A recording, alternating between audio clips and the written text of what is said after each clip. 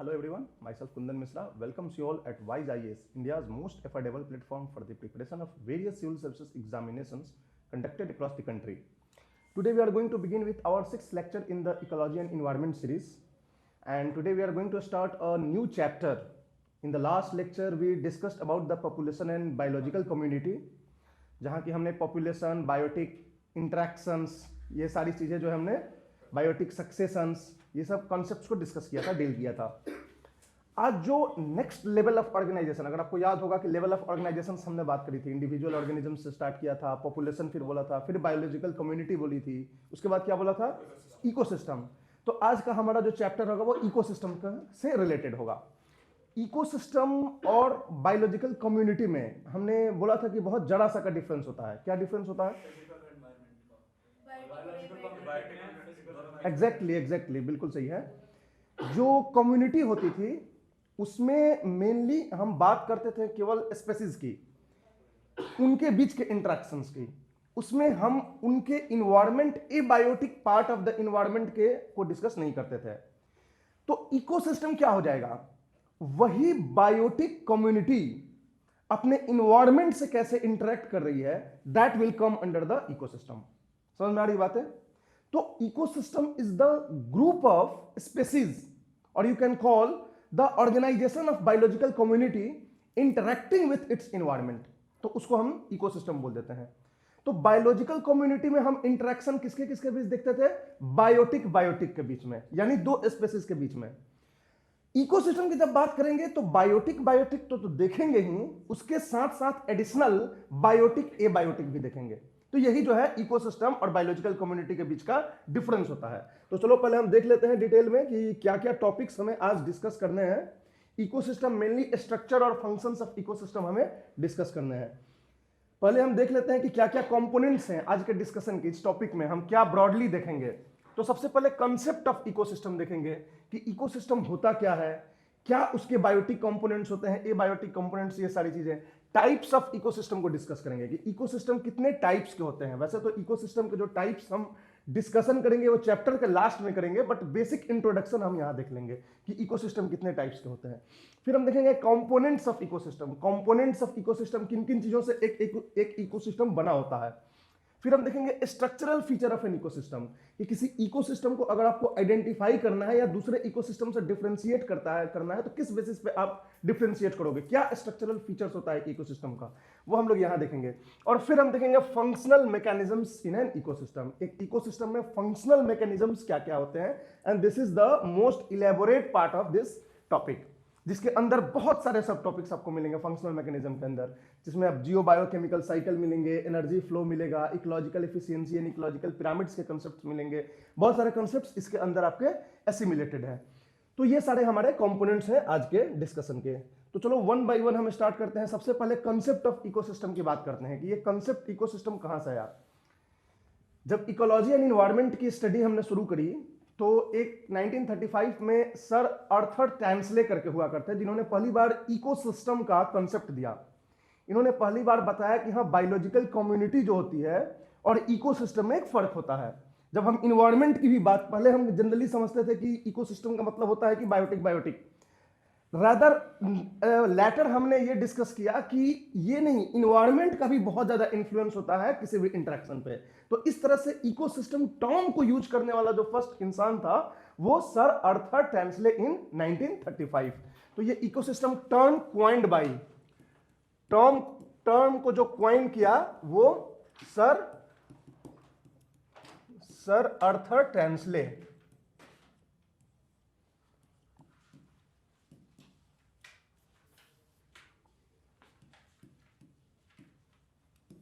टैंसले कब? 1935 में. ठीक है. लेकिन इन्होंने केवल टर्म को कॉइन किया. उसके आगे जो है बहुत सारे, अभी जो प्रेजेंट इकोसिस्टम का जो कंसेप्ट होता है वो लेटर ऑन डिटेल में ये इवॉल्व हुआ कि क्या इकोसिस्टम होता है. तो इकोसिस्टम का मतलब होता है आपका बायोटिक कम्युनिटी प्लस इन्वायरमेंट के साथ बायोटिक कम्युनिटी, ये हो जाता है इकोसिस्टम.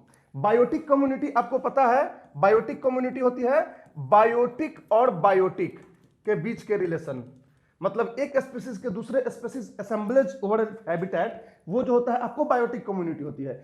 इसमें आप ए बायोटिक भी जोड़ दो, ए बायोटिक भी जोड़ दो, तो ये क्या हो जाएगा आपका इकोसिस्टम हो जाएगा। और इनके बीच इंटरेक्शंस जो होता है यही एक्चुअल में इकोसिस्टम होता है। तो biotic biotic abiotic, this is ecosystem. समझ में आ रही बात है?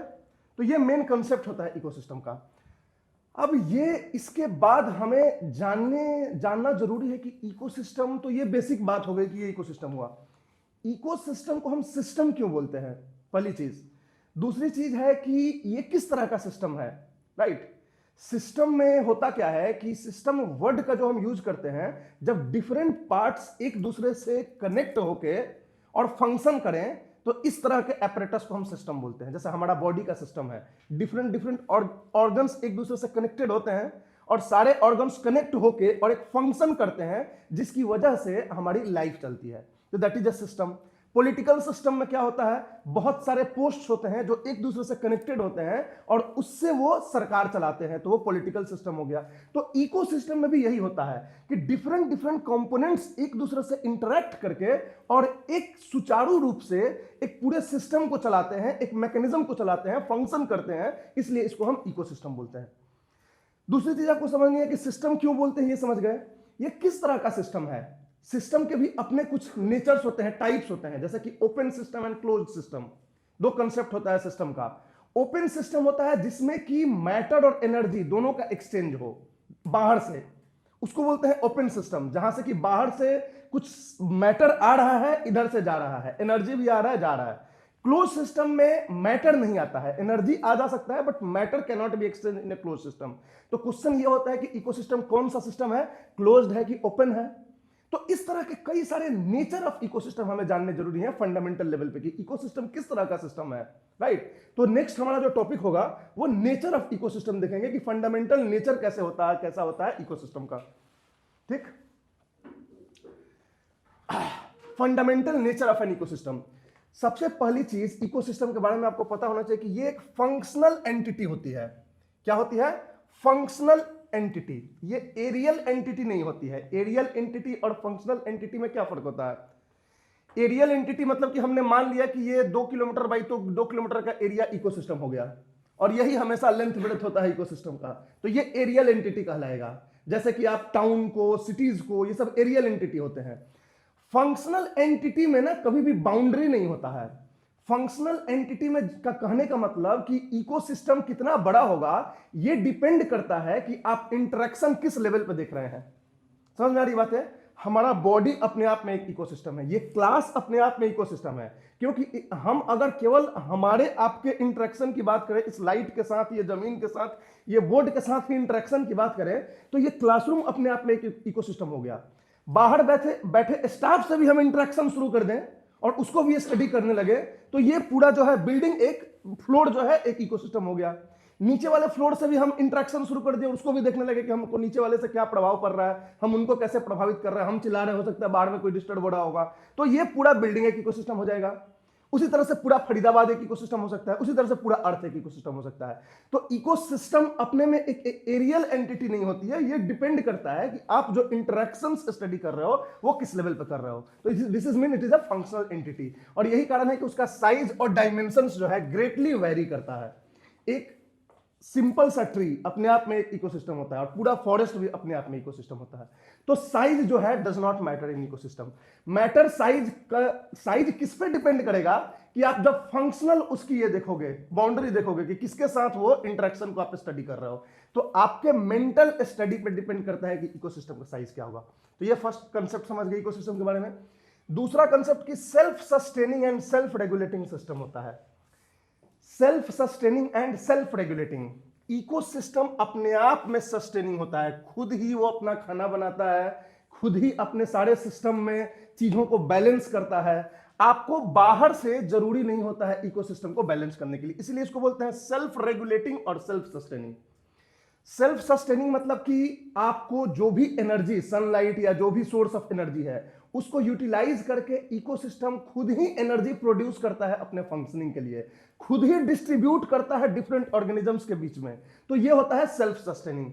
Human need not interfere. अगर आप ट्रॉपिकल रेन फॉरेस्ट या किसी जंगल में कभी ना जाएं तो वो जंगल सूख नहीं जाएगा, वो जंगल अपना चलता फिरता रहेगा, आपके भरोसे नहीं है वो सिस्टम। तो इकोसिस्टम अपने आप में सेल्फ सस्टेनिंग होता है। फिर होता है कि सेल्फ रेगुलेटिंग होता है, वो खुद ही रेगुलेट करता है इकोसिस्टम। यानी कि किसी भी इकोसिस्टम में खुद ब खुद कभी भी डिसबैलेंस नहीं आएगा। अगर कभी डिसबैलेंस आएगा भी तो वो फिर से टाइम के साथ बैलेंस कर लेगा। ऐसा कभी नहीं होगा कि हिरन का पॉपुलेशन इतना बढ़ गया कि पूरा पेड़ को खा गए। हिरन के पॉपुलेशन को कंट्रोल करने के लिए वहां बाघ और शेर प्रेजेंट हैं। और या कभी ऐसा नहीं होगा कि बाघ और शेर का पॉपुलेशन इतना बढ़ गया कि सारे हिरन और चूहे खा गए। यह भी नहीं हो सकता है, क्योंकि इकोसिस्टम को पता है कि कैसे सारे ट्रॉफिक स्ट्रक्चर में उसको बैलेंस करना है। आपकी जरूरत नहीं है उसको रेगुलेट करने के लिए, इनफैक्ट आप रेगुलेट करने जाएंगे तो और डिसबैलेंस करेंगे उसको। ठीक है, तो this is self regulating and self sustaining system होता है इकोसिस्टम। फिर होता है कि ये ओपन सिस्टम होता है। ओपन सिस्टम होता है मतलब कि बाहर की दुनिया से मैटर और एनर्जी दोनों की ट्रांसफर होती है। जैसे सपोज एक रिवर इकोसिस्टम हो गया, ये रिवर इकोसिस्टम हो गया। रिवर के साइड साइड में एक फॉरेस्ट इकोसिस्टम भी है, तो रिवर अपना एक खुद का इकोसिस्टम हो गया और फॉरेस्ट भी अपना खुद का इकोसिस्टम हो गया। अब इस फॉरेस्ट से ब्रांचेज लीव्स गिर के इस रिवर्स में तो आते ही हैं और वो पार्ट हो जाते हैं इस रिवर फ्लो के। तो ये क्या किया, इसने रिसीव कर लिया इधर से मैटर। तो there is a circulation of matter across the various ecosystems. कोई भी इकोसिस्टम बिल्कुल क्लोज नहीं होता है कि बाहर से कोई मैटर एक्सचेंज नहीं होगा। हमेशा जो है एक जंगल से दूसरे जंगल में एनिमल्स भी घूमते रहते हैं, तो वो भी एक तरह का एक्सचेंज ऑफ मैटर हो गया। तो ओपन सिस्टम होता है इकोसिस्टम, क्लोज सिस्टम नहीं होता है। समझ में आ रही बात है? और ये एक डायनेमिक सिस्टम होता है। डायनेमिक सिस्टम मतलब कि एवर चेंजिंग, कांस्टेंट नहीं होता है, इसमें चेंजेस होते रहते हैं। कोई कम्युनिटी दूसरे कम्युनिटी को रिप्लेस करेगी, सक्सेशन का हमने पढ़ा था ना, कम्युनिटी सक्सेशन जो होता है, बायोटिक सक्सेशन। तो इस तरह से चेंजेस होते रहते हैं इकोसिस्टम में। चेंज होता है, जब चेंज ज्यादा बढ़ जाए, डिसबैलेंस हो जाए, तो इकोसिस्टम बैलेंस भी करता है। तो इस तरीके से ये डायनेमिक सिस्टम होता है। तो this is the fundamental nature of every ecosystem. Her ecosystem का ये कुछ फंडामेंटल नेचर होते हैं। समझ में आ रही बात है? तो ये सब इकोसिस्टम के बारे में आपको ध्यान में रखना है। ये टॉपिक हमने इसलिए बताया क्योंकि प्रीलिम्स में कई बार ना ऐसे पूछ देते हैं, एक लाइन पूछ के इकोसिस्टम के बारे में कि ecosystem is an open system और क्लोज सिस्टम। तो ये आपको पता होना चाहिए बेसिक फंडामेंटल कॉन्सेप्ट इकोसिस्टम के बारे में कि ये होता है इकोसिस्टम में। डायनेमिक कॉन्सेप्ट होता है कि स्टैटिक कॉन्सेप्ट होता है इकोसिस्टम, डायनेमिक एंटिटी होता है, फंक्शनल एंटिटी होता है कि एरियल एंटिटी होता है, फंक्शनल एंटिटी होता है, अपने आप में एक फंक्शन करता है। डिफरेंट डिफरेंट सिस्टम्स होते हैं उसके अंदर जो काम करते हैं। जैसे हमारे बॉडी के अंदर है सर्कुलेटरी सिस्टम है, रेस्पिरेटरी सिस्टम है, एक्सक्रिएटरी सिस्टम है। उसी तरह से इकोसिस्टम के भी अंदर में, हर इकोसिस्टम में डिफरेंट डिफरेंट फंक्शनल सिस्टम्स हैं अंदर में। तो वो सारे काम करते हैं आपस में और एक दूसरे को सेल्फ सस्टेन या सेल्फ रेगुलेट करते हैं। राइट? तो this is the fundamental nature of an ecosystem. Next बात करते हैं classification of ecosystem. Classification of ecosystem अपने आप में बहुत बड़ा टॉपिक है, क्योंकि different different type of ecosystem को हमको थोड़ा पढ़ना है डिटेल में कि किस इकोसिस्टम, जैसे मैंग्रोव इकोसिस्टम में कैसा काम चलता है, वेटलैंड इकोसिस्टम में क्या होता है, एस्चुराइन इकोसिस्टम में क्या होता है, डेजर्ट इकोसिस्टम में क्या होता है, ट्रॉपिकल रेन फॉरेस्ट इकोसिस्टम में क्या होता है। तो ये हम डिस्कशन करेंगे, बट अभी फर्दर हम एक क्लासिफिकेशन में आपको दे देता हूं कि कैसे क्या होता है।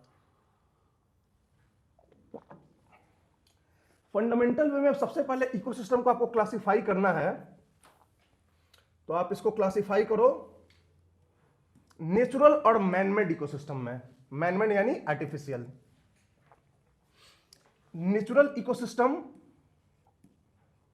और आर्टिफिशियल इकोसिस्टम। आर्टिफिशियल इकोसिस्टम का एग्जांपल बता दो। Aquarium, good. और कोई? जू, ठीक है, जू को भी हम आर्टिफिशियल इकोसिस्टम ही बोलेंगे। ठीक है। और पैडी फील्ड, जो भी खेत में आप धान की खेती करते हो, वो भी अपने आप में एक इकोसिस्टम है। वहां भी बहुत सारे इंटरेक्शंस होते हैं ऑर्गेनिजम्स के, वो भी अपने आप में एक इकोसिस्टम हो गया। तो नेचुरल और आर्टिफिशियल इकोसिस्टम सबसे पहले। नेचुरल मतलब कि खुद ही बना है, आर्टिफिशियल मतलब कि ह्यूमन ने इंटरफेयर करके एक पर्टिकुलर जगह पे, एक पर्टिकुलर स्पेस में उसको डेवलप किया है, तो वो आर्टिफिशियल इकोसिस्टम हो जाता है। ये हो गया नेचुरल इकोसिस्टम। अब नेचुरल इकोसिस्टम को जनरली दो भागों में आप बांटोगे,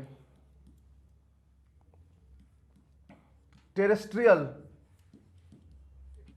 टेरेस्ट्रियल और एक्वेटिक। मैरीन उसमें के अंदर आ जाएगा। एक्वेटिक मानो, क्योंकि रिवर मैरीन नहीं हुआ ना, लेकिन एक्वेटिक हुआ। ठीक है। Terrestrial, aquatic. टेरेस्ट्रियल मतलब लैंड के ऊपर, एक्वेटिक मतलब पानी के ऊपर, राइट। फिर आपका टेरेस्ट्रियल जो है कई तरह का हो जाएगा, जैसे forest ecosystem, forest ecosystem, grasslands ecosystem, grasslands ecosystem, और क्या हो जाएगा, डेजर्ट इकोसिस्टम। मेनली तो 3 होता है, अब इसके अंदर कई सारे वेरिएंट्स हो जाते हैं, ठीक है। फॉरेस्ट हो सकता है लैंड पे, ग्रासलैंड हो सकता है, या डेजर्ट हो सकता है। समझ में आ रही बात है। फॉरेस्ट, अब कई तरह के फॉरेस्ट होते हैं। ट्रॉपिकल फॉरेस्ट, टेम्परेट फॉरेस्ट, मतलब फॉरेस्ट जो 30 से 30 डिग्री लैटिट्यूड्स में होते हैं, उनका नेचर, उनके ऑर्गेनिजम्स, उनके फंक्शनिंग करने का तरीका वो थोड़ा अलग होगा उन फॉरेस्ट से जो 40 डिग्री और 50 डिग्री पोल साइड में होंगे। क्यों? क्योंकि वहां का इन्वायरमेंटल कंडीशन अलग है, यहाँ का इन्वायरमेंटल कंडीशन अलग है। तो वहां के प्लांट्स स्पीसीज होंगे, उनका स्ट्रक्चर फीचर भी अलग होगा, इधर का अलग होगा। उधर की जो डेंसिटी होगी इकोसिस्टम की वो भी अलग होगी यहाँ से। तो इसलिए फॉरेस्ट को भी हम कई भागों में बांट देते हैं। कई भागों में बांटेंगे अगर फॉरेस्ट को, तो आपको ट्रॉपिकल एवरग्रीन फॉरेस्ट आ जाएगा, जिसको ट्रॉपिकल रेन फॉरेस्ट भी कई बार हम बोलते हैं। जहां हेवी रेनफॉल होता है और डेंस वेजिटेशन होता है तो उसको ट्रॉपिकल रेन फॉरेस्ट बोलते हैं। उसी तरह से जहां रेनफॉल थोड़ा कम होगा तो वहां पे ट्रॉपिकल डिसीडुअस फॉरेस्ट हो जाएगा। उसी तरह से टेम्परेट में भी टेम्परेट एवरग्रीन, टेम्परेट डिसीडुअस फॉरेस्ट हो जाता है, ठीक। टेम्परेट कोनीफेरस फॉरेस्ट हो जाता है, और ऊपर चले जाओगे आप साइबेरिया साइड में तो, ठीक। तो इस तरह से डिफरेंट डिफरेंट टाइप के फॉरेस्ट भी होते हैं, right. Temperate deciduous, temperate evergreen, tropical deciduous, temperate coniferous forest. तो ये 1 बाय 1 हम लोग डिस्कस करेंगे, तो इसलिए अभी घबराने वाली बात नहीं है। ग्रासलैंड्स होता है, वो भी 2 तरह का ग्रासलैंड्स हो जाता है। एक होता है ट्रॉपिकल ग्रासलैंड्स, एक होता है टेम्परेट ग्रासलैंड्स। ट्रॉपिकल टेम्परेट का डिफरेंस पता है ना आप लोग को? अर्थ जैसे लैटिट्यूड्स में बटा हुआ है, जो 30 डिग्री नॉर्थ और 30 डिग्री साउथ के बीच का जो एरिया होता है इसको हम ट्रॉपिकल बोलते हैं, जहां की हीट बहुत ज्यादा होता है, सूर्य जो है जनरली ऊपर ही होता है। और उसके बाहर वाले रीजन्स को हम टेम्परेट बोलते हैं। टेम्परेट, और एकदम पोल के पास चले जाओगे तो पोलर। तो इस तरह से डिविजन्स होते हैं अर्थ पे। अब ग्रासलैंड्स भी ट्रॉपिकल ग्रासलैंड्स और टेम्परेट ग्रासलैंड्स होते हैं। ट्रॉपिकल ग्रासलैंड्स का दूसरा नाम हम क्या बोलते हैं, किस टाइप? Savanna type.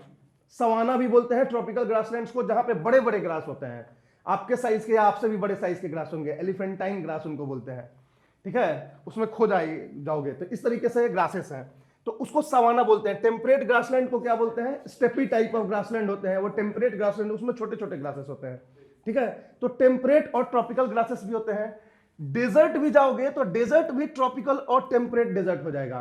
ट्रॉपिकल को हम हॉट डेजर्ट बोलते हैं, जो 10 डिग्री से 30 डिग्री के बीच में western side of the continent पे होता है। और ये जो टेम्परेट डेजर्ट होता है उसको कोल्ड डेजर्ट बोलते हैं, या इंटरकॉन्टिनेंटल डेजर्ट बोलते हैं। तो ये जो है कोल्ड डेजर्ट और हॉट डेजर्ट 2 डेजर्ट हो जाते हैं, ठीक। तो ये जो फॉरेस्ट, ग्रासलैंड्स और डेजर्ट अलग अलग तरह का क्यों डेवलप होता है? रेनफॉल कंडीशन की वजह से, टेम्परेचर कंडीशन की वजह से। बहुत ज्यादा हेवी रेनफॉल कहीं पे होगा तो वहां पे फॉरेस्ट होगा, बहुत कम रेनफॉल होगा, बिल्कुल एकदम ना के बराबर, तो डेजर्ट होगा। और दोनों के बीच का रेनफॉल होगा तो ग्रासलैंड होगा। तो जहां जैसा रेनफॉल होता है उस तरह के पेड़ पौधे, वेजिटेशन होते हैं। तो इस बेसिस पे ये टेरेस्ट्रियल इकोसिस्टम इतने में हम बांट देते हैं। समझ में आ रही बात है? अभी फिलहाल बस नाम याद रखो कि फॉरेस्ट, ग्रासलैंड, डेजर्ट। फॉरेस्ट में ट्रॉपिकल एवरग्रीन या tropical rain forest, tropical deciduous forest, ठीक है, टेम्परेट, ये सब बस नाम याद रखो। फिर हमारा आता है एक्वेटिक। एक्वेटिक में जो होता है वो होता है फ्रेश वाटर इकोसिस्टम और saline water ecosystem. Saline water ecosystem, देखो एक्वेटिक में पानी जो है, नदी का पानी और समुद्र का पानी एक जैसा नहीं होता है। नदी का पानी जो होता है वो फ्रेश वाटर होता है, मीठा पानी होता है। समुद्र का पानी खड़ा वाटर होता है, सेलाइन वाटर होता है। तो इन दोनों के जो ऑर्गेनिजम्स होंगे उनके बीच भी डिफरेंसेस होंगे। समुद्र के ऑर्गेनिजम्स को नदी में लाओगे तो अच्छा उनका ग्रोथ नहीं होगा, नदी के ऑर्गेनिजम्स को समुद्र में ले जाओगे तो शायद उनका अच्छा ग्रोथ नहीं होगा। तो इस तरह से इन दोनों के बीच जो है काफी डिफरेंसेस होते हैं, in terms of their species composition, in terms of their diversity, in terms of कि उनके फंक्शनिंग का तरीका, सब कुछ डिफरेंट होता है। अब फ्रेश वाटर जो होता है इसमें भी कई तरह के हो सकते हैं, जैसे रिवर्स हो सकता है, लेक्स हो सकता है, पॉन्ड्स हो सकता है, ये सब फ्रेश वाटर हो जाएंगे। सेलाइन वाटर में भी कई तरह के हो सकते हैं, जैसे कि आपको एस्चुरी हो सकती है, ओशंस हो सकते हैं, डीप ओशंस जिसको बोलते हैं, ठीक है, सॉल्ट वाटर लेक्स हो सकते हैं, बहुत सारे लेक्स ही सॉल्ट वाटर होते हैं जो लैंड पे होते हैं, जैसे सांभर लेक, ठीक है, तो ये सब जो है लेक्स भी हो जाते हैं सॉल्ट वाटर। तो ये फ्रेश वाटर और सलाइन वाटर के बीच में आप एक्वेटिक को बांट सकते हो। ठीक, एक्वेटिक को बांटने का एक और तरीका होता है लॉटिक और लेंटिक। लॉटिक का मतलब होता है मूविंग वाटर, लेंटिक का मतलब होता है स्टैग्नेंट वाटर। जैसे रिवर हो गई, रिवर मूव कर रही है, एक जगह पे पानी नहीं रुकी हुई है, तो उसको लॉटिक एक्वेटिक इकोसिस्टम बोलेंगे। लेंटिक का मतलब होता है कि स्टैग्नेंट, जैसे कि लेक्स हो गया, पॉन्ड्स हो गया, इसकी पानी जो है एक ही जगह पे होती है। तो इन दोनों के बीच में भी आपको डिफरेंस दिख जाएगा ऑर्गेनिजम्स स्पेसीज कंपोजिशन के बीच में। LOTIC लॉटिक और LENTIC लेंटिक। लॉटिक और लेंटिक, water, saline water, lotic, लेंटिक, aquatic को ही बांट देते हैं। लेंटिक में, सलाइन में भी लॉटिक लेंटिक हो सकता है, फ्रेश में भी लॉटिक लेंटिक हो सकता है। अब ओशन करंट्स है, करंट्स तो मूव कर रहा है तो हो जाएगा सलाइन में भी। क्लियर है, कोई दिक्कत? तो ये हो गया आपका एक्वेटिक और टेरेस्ट्रियल, नेचुरल इकोसिस्टम, और आर्टिफिशियल में तो कुछ भी हो सकता है, ठीक है, छोटा से बड़ा। तो ये आपका क्लासिफिकेशन ऑफ इकोसिस्टम हो गया। एक बार हमने इकोसिस्टम का बेसिक सब कुछ पढ़ लिया, तो वन बाय वन हम इन सारे को डिस्कस करेंगे, और ये सारे जो है प्रीलिम्स पॉइंट ऑफ व्यू से बहुत इंपॉर्टेंट होते हैं। तो इसको हम वन बाय वन डिस्कस करेंगे, मे बी कल। ठीक, आज तो वहां तक हम पहुंच नहीं पाएंगे, बट कल करेंगे। अब हम बात करते हैं कंपोनेंट्स ऑफ इकोसिस्टम, यानी कि इकोसिस्टम किन किन चीजों से बना होता है, उसके जो पार्ट पुर्जे होते हैं क्या क्या होते हैं, कंपोनेंट्स ऑफ इकोसिस्टम। तो बेसिकली क्या क्या होंगे ये बताओ पहले। हाँ हाँ, बिल्कुल सही है। इसको आप बांटोगे तो किस में बांटोगे? Biotic, abiotic. सबसे पहले आप इसको बांटोगे एबायोटिक और बायोटिक, राइट?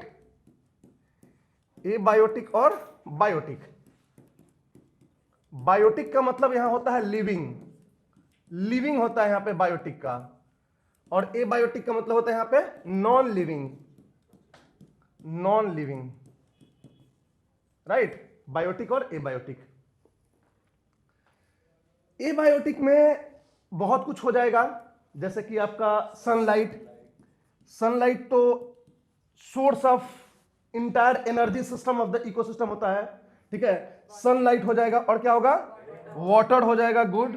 और लैंड, सॉइल बोल लो, लैंड भी सही लेकिन सॉइल बेटर टर्म यहां पे यूज करोगे। और गैसेस, गैसेस या एयर, जो भी बोल लो, गैसेस या एयर। और न्यूट्रिएंट्स, हाँ टेम्परेचर भी आएगा, बिल्कुल आएगा।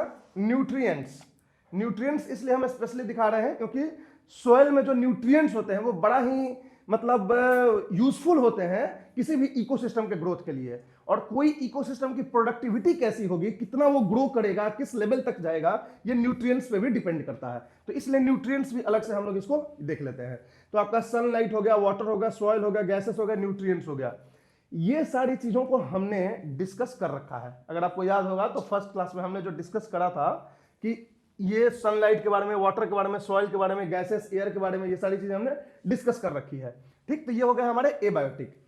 अब हमें आज जो डिस्कस करने हैं मेनली वो बायोटिक कंपोनेंट्स को डिस्कस करने हैं कि बायोटिक कंपोनेंट्स कौन कौन से होते हैं। तो बायोटिक कंपोनेंट्स कौन कौन से होंगे बताओ, कुछ याद होगा तो? प्लांट्स, तो प्लांट्स को पूरे animals, of course animals, basically तो प्लांट, एनिमल्स, ह्यूमंस होंगे, लेकिन ये जो बात बोल रहे हो जनरल भाषा में बोल रहे हो, प्लांट्स, एनिमल्स और ह्यूमन, ठीक है। थोड़ा सा जो इकोलॉजिकल भाषा में अगर बात करोगे, इकोलॉजी के भाषा में क्या? फ्लोरा एंड फौना, ठीक है, ये भी एक बायोजोग्राफिकल भाषा हो गया, ये बायोजोग्राफिकल भाषा हो गया, फ्लोरा एंड फौना, ठीक है। उसमें इकोलॉजिकल भाषा में अगर बात करोगे, इकोसिस्टम के भाषा में, तो प्रोड्यूसर्स, कंज्यूमर्स, डिकम्पोजर्स। समझ में आ रही बात है? ऐसे होते हैं, क्योंकि हम जब इकोलॉजी इन्वायरमेंट की बात करते हैं ना, तो हम पूरा एक सीरीज में बात करते हैं कि कौन प्रोड्यूस कर रहा है, कौन खा रहा है, कौन क्या कर रहा है, उस बेसिस पे हम देखते हैं। तो इसमें जो आ जाएंगे वो हो जाएंगे आपके प्रोड्यूसर्स। प्रोड्यूसर्स आ जाएंगे सबसे पहले, प्रोड्यूसर्स। प्रोड्यूसर्स का दूसरा नाम हम ऑटोट्रॉप्स भी बोलते हैं, ऑटोट्रॉप्स, हेटरोट्रॉप्स नहीं, ऑटोट्रॉप्स, ठीक है। ऑटोट्रॉप्स मतलब जो खुद से खाना बनाता है, जो पूरे सिस्टम में पहली बार सिंथेसाइज करता है बायोमास को, सनलाइट को वो चेंज करता है, सन के एनर्जी को केमिकल एनर्जी में, बायोमास एनर्जी में, तो प्लांट्स करते हैं। तो ये हो गए प्रोड्यूसर्स। प्रोड्यूसर्स के बाद आते हैं हमारे कंज्यूमर्स। जो कुछ नहीं करते हैं, प्रोड्यूस किए हुए को खा जाते हैं, तो वो हमारे कंज्यूमर्स हो गए। ठीक, कंज्यूमर्स को दूसरा नाम हम क्या देते हैं? हेट्रोट्रॉप्स। हेट्रोट्रॉप्स, या इसको एक और नाम देते हैं फैगोट्रॉप्स। PHAGOPROPHS, इसको हेट्रोट्रॉप्स या फैगोट्रॉप्स भी बोलते हैं। फैगो का मतलब होता है टू ईट, खाना। ठीक है, तो ये कंज्यूमर्स होते हैं जो डिपेंडेंट होते हैं प्रोड्यूसर्स पे अपने लाइफ के लिए, अपने सर्वाइवल के लिए, फूड के लिए। ठीक है, और जो तीसरे होते हैं वो होते हैं डिकम्पोजर्स। डिकम्पोजर्स, जिनको क्या बोलते हैं? सैप्रोट्रॉप्स। डिकम्पोजर्स का दूसरा नाम होता है सैप्रो, SAPRO, सैप्रोट्रॉप्स। ठीक, तो ऑटोट्रॉप्स, हेट्रोट्रॉप्स, सैप्रोट्रॉप्स। एक्चुअल में ये डिकम्पोजर्स भी एक टाइप के कंज्यूमर्स ही होते हैं, लेकिन थोड़े अलग होते हैं ये। अभी हम बात करेंगे कैसे अलग होते हैं। ये बाकी कंज्यूमर्स की तरह नहीं होते हैं। मतलब जो प्रोड्यूसर्स ने खाना बनाया वो डायरेक्टली उसको नहीं खाते हैं, उसको प्रोसेस करते हैं, वो उसको एक्स्ट्रा सेलुलर डाइजेशन करते हैं, उसको इंजाइम्स का यूज करके, उसको ब्रेक डाउन करके, उसको डिकम्पोज करके और ऑर्गेनिक से इनऑर्गेनिक में चेंज करते हैं, उसके बाद खाते हैं। और ये जो होते हैं जैसा मिलता है वैसा ही खा जाते हैं, ऑर्गेनिक फॉर्म में ही। अब इंसानों को छोड़ दो, इंसानों भी खाना बनाता है, लेकिन उसमें कोई केमिकल चेंज नहीं करता इंसान। आप उसके ऑर्गेनिक से इनऑर्गेनिक में चेंज नहीं करते हो, आप खाना बनाते हो तो आप उसी फॉर्म में ही खाते हो, बस आप उसको टेस्टी और थोड़ा सा कंफर्टेबली खाने के लिए करते हो। तो यही फर्क है। जब इंसान यह फायर नहीं था तो इंसान भी वैसे ही खाता था। ठीक है, तो इसलिए प्रोड्यूसर्स, कंज्यूमर्स और डिकम्पोजर्स। और डिकम्पोजर्स जो है बिल्कुल इनका अलग तरीका होता है। अब वन बाय वन हम सबको देखेंगे कि प्रोड्यूसर्स का क्या है, कंज्यूमर्स कितने तरह के होते हैं, ये डिकम्पोजर्स कितने तरह के होते हैं, प्रोड्यूसर्स में कौन कौन से हैं प्रोड्यूसर्स। इसमें जो है आपको सिंपल सिंपल फैक्ट्स पूछे जा सकते हैं, इसलिए इसको थोड़ा हम डिटेल में भी देखते हैं। अब प्रोड्यूसर्स की बात करते हैं। एक्चुअल में जो प्लांट्स हैं, ग्रीन प्लांट्स, या जो प्रोड्यूसर्स जिनको हम बोलते हैं ऑटोट्रॉप्स बोलते हैं, ठीक है, आखिर ये करते क्या हैं? ठीक है, ये करते हैं कि ये इनऑर्गेनिक से इनऑर्गेनिक टू ऑर्गेनिक ये चेंज करते हैं, एनर्जी को फॉर्म चेंज करते हैं। जो फोटोसिंथेसिस की प्रक्रिया होती है उसमें होता क्या है? फोटोसिंथेसिस में सनलाइट होती है as a form of energy, sunlight, right. Sunlight चाहिए होती है, वाटर चाहिए होती है जो इनऑर्गेनिक कंपाउंड है, ठीक है, CO2 चाहिए होती है वो भी इनऑर्गेनिक कंपाउंड है, ठीक है। उसके बाद फिर आपको न्यूट्रिएंट्स चाहिए होता है, वो भी इनऑर्गेनिक कंपाउंड्स है, और ये सब को मिला के और ये सिंथेसाइज कर देते हैं इनको, और सिंथेसाइज करके ये बायोमास बनाते हैं। बायोमास का मतलब होता है ऑर्गेनिक मटेरियल, ऑर्गेनिक मास। ये जो है सिंपल इनऑर्गेनिक मटेरियल्स को सिंथेसाइज करके कॉम्प्लेक्स ऑर्गेनिक मटेरियल बना देते हैं। ये सिंपल होता है, ये कॉम्प्लेक्स होता है केमिस्ट्री की भाषा में। ये सिंपल इनऑर्गेनिक मटेरियल्स को प्लांट्स क्या करते हैं, उनको सिंथेसाइज करके और कॉम्प्लेक्स ऑर्गेनिक मटेरियल बना देते हैं, बायोमास। कुछ ये बनाते हैं, कुछ जो खुद ये कंज्यूम कर जाते हैं क्योंकि रेस्पिरेशन में इनके खर्च हो जाता है, और बाकी जो बचता है वो उनका बॉडी स्ट्रक्चर हो जाता है प्लांट्स का, और वही जो है नेक्स्ट ट्रॉफिक लेवल पे एनिमल्स खा जाते हैं उनको। और यहां से ऑर्गेनिक सब चल रहा है। जो नेक्स्ट आएगा कंज्यूमर, वो भी ऑर्गेनिक खाएगा। कंज्यूमर भी कई तरह के होते हैं, हार्बीवोर्स, कार्निवोर्स, टॉप कार्निवोर्स। ये सब जो है ऑर्गेनिक फॉर्म में ही खाएंगे चीजों को, लेकिन डिकम्पोजर्स ऑर्गेनिक फॉर्म में नहीं खाएगा। वो एक अलग प्रोसेस करेगा जिसमें कि ऑर्गेनिक को इनऑर्गेनिक में चेंज करेगा और फिर उसको खाएगा। तो इसीलिए डिकम्पोजर्स को हम थोड़ा सा अलग फॉर्म में रखते हैं। तो ये समझ गए, प्रोड्यूसर्स हो गए इनऑर्गेनिक सिंपल मटेरियल से ऑर्गेनिक कॉम्प्लेक्स मटेरियल में ये चेंज करते हैं, और जिस प्रोसेस से चेंज करते हैं उस प्रोसेस को क्या बोलते हैं? फोटोसिंथेसिस। समझ आ रही बात है? तो ये हो गया। अब दूसरा क्वेश्चन बनता है कि कौन है ये प्रोड्यूसर्स, कौन कौन कहलाएंगे? केवल प्लांट्स ही होते हैं कि एनिमल्स भी होते हैं? किसका? तुम्हारा? केवल प्लांट्स होते हैं कि एनिमल कम्युनिटी के भी कोई प्रोड्यूसर होता है? केवल प्लांट्स होते हैं? एनिमल्स मतलब अब तुम मैमल्स मत समझो, इंसेक्ट्स, माइक्रोब सबकी बात कर रहे हैं हम। देखो प्लांट्स तो होते ही हैं, वो तो सबको पता है। इसके अलावे फोटोसिंथेटिक बैक्टीरिया भी होता है, वो भी फोटोसिंथेसिस करता है।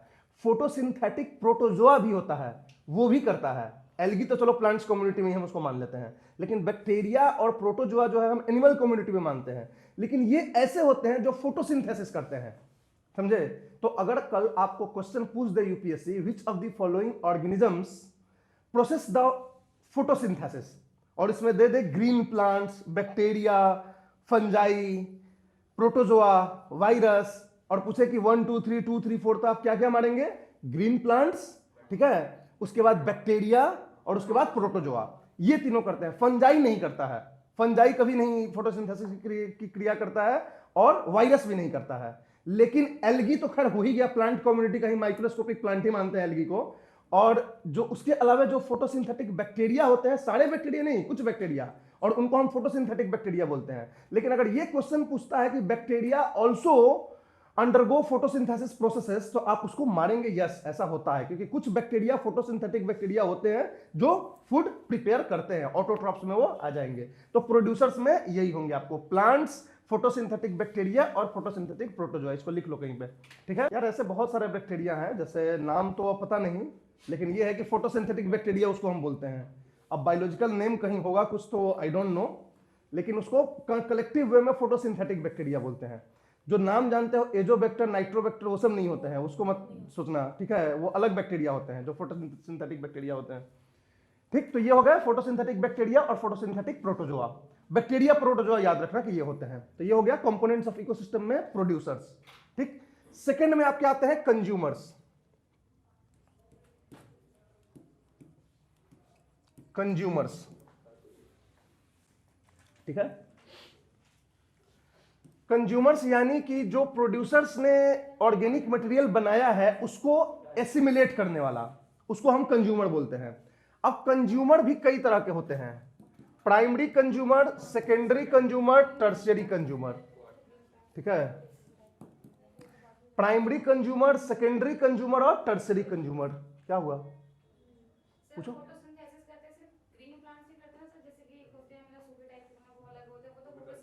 नहीं, ग्रीन प्लांट्स क्लोरोफिल चाहिए होता है फोटोसिंथेसिस के लिए, तो मेनली ग्रीन प्लांट्स ही करते हैं फोटोसिंथेसिस। लेकिन ग्रीन प्लांट्स मतलब ये मत समझो कि जो ग्रीन दिख रहा है वही ग्रीन प्लांट्स हैं, इस कंफ्यूजन मत होना। जिसकी पत्तियां लाल ब्लू है तो इसका मतलब ये नहीं है कि वो जो है नहीं है फोटोसिंथेसिस। क्या? हाँ, प्लांट्स जो हैं वो जनरली होते हैं। अब जो ग्रीन नहीं होते हैं, जो दूसरे प्लांट्स होते हैं कुछ कुछ, तो वो कुछ और तरीके से करते हैं, बट उनका भी वो फोटोसिंथेसिस का ही क्रिया होता है। ठीक, क्या बोलो बोलो। अच्छा, बैक्टीरिया का नाम ढूंढ रहे हो क्या? तो बता दो यार सबको। साइनोबैक्टीरिया, ठीक है, साइनोबैक्टीरिया होता है जो कि फोटोसिंथेसिस करता है, ठीक है। तो ये हो गया आपका कंज्यूमर्स। कंज्यूमर्स में हो जाएंगे आपके कौन कौन से होंगे? एक होता है primary consumers, primary consumers, secondary consumers और tertiary consumers, right. Primary, secondary और टर्शियरी, ठीक। प्राइमरी कंज्यूमर्स जो होते हैं वो डायरेक्टली जो है प्लांट्स को खाते हैं, उनको प्राइमरी कंज्यूमर्स बोलते हैं, ठीक है। इनको हम हार्बीवोर्स भी बोलते हैं। क्या बोलते हैं? हार्बीवोर्स, हार्बीवोर्स, हर्बीवोर्स इनको बोलते हैं, राइट। सेकेंडरी कंज्यूमर्स जो हर्बीवोर्स को खाते हैं तो इनको बोलते हैं कार्निवोर्स, कार्निवोर्स,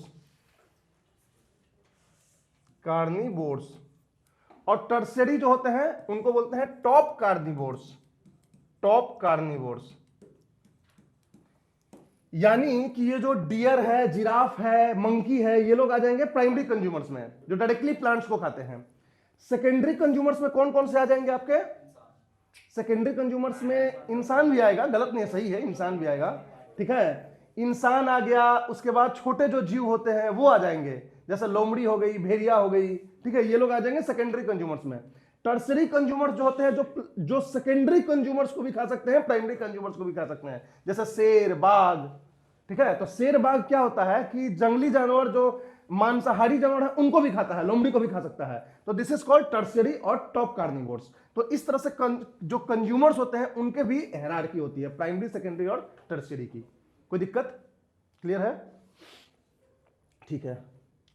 नेक्स्ट जो है वो है आपके डिकम्पोजर्स, डिकम्पोजर्स। तो प्रोड्यूसर समझ गए, कंज्यूमर समझ गए। कंज्यूमर्स में जनरली कई जगह पे आपको मिलेगा मैक्रो कंज्यूमर्स और माइक्रो कंज्यूमर्स। ये डिकम्पोजर्स को लोग माइक्रो कंज्यूमर्स भी बोलते हैं, लेकिन जनरली हम अलग से इसको डील करते हैं क्योंकि इनका जो प्रोसेस ऑफ इंजेशन है ऑफ फूड वो डिफरेंट होता है in comparison to consumer. Consumer क्या करता है कि जो प्लांट का बायोमास है उसको सीधा वो खा लेता है। ये क्या होता है कि जितने भी प्लांट्स या एनिमल्स जब डेड हो जाते हैं, जिनको डेड ऑर्गेनिक मटेरियल्स बोलते हैं, और एक्यूमुलेट होते हैं, तो उनको हम एक टर्म बोलते हैं डेट्रिटस। डेट्रिटस इकोलॉजी में एक टर्म होता है, DETRITUS, डेट्रिटस। डेट्रिटस का मतलब होता है dead plants and animals, right. जो dead plants and animals accumulate होंगे तो ये डेट्रिटस कहलाते हैं। अब इस डेट्रिटस को ये डिकम्पोजर्स क्या करते हैं? Decomposers are basically microbes. Main जो डिकम्पोजर्स होते हैं वो बैक्टीरिया और फंजाई होते हैं।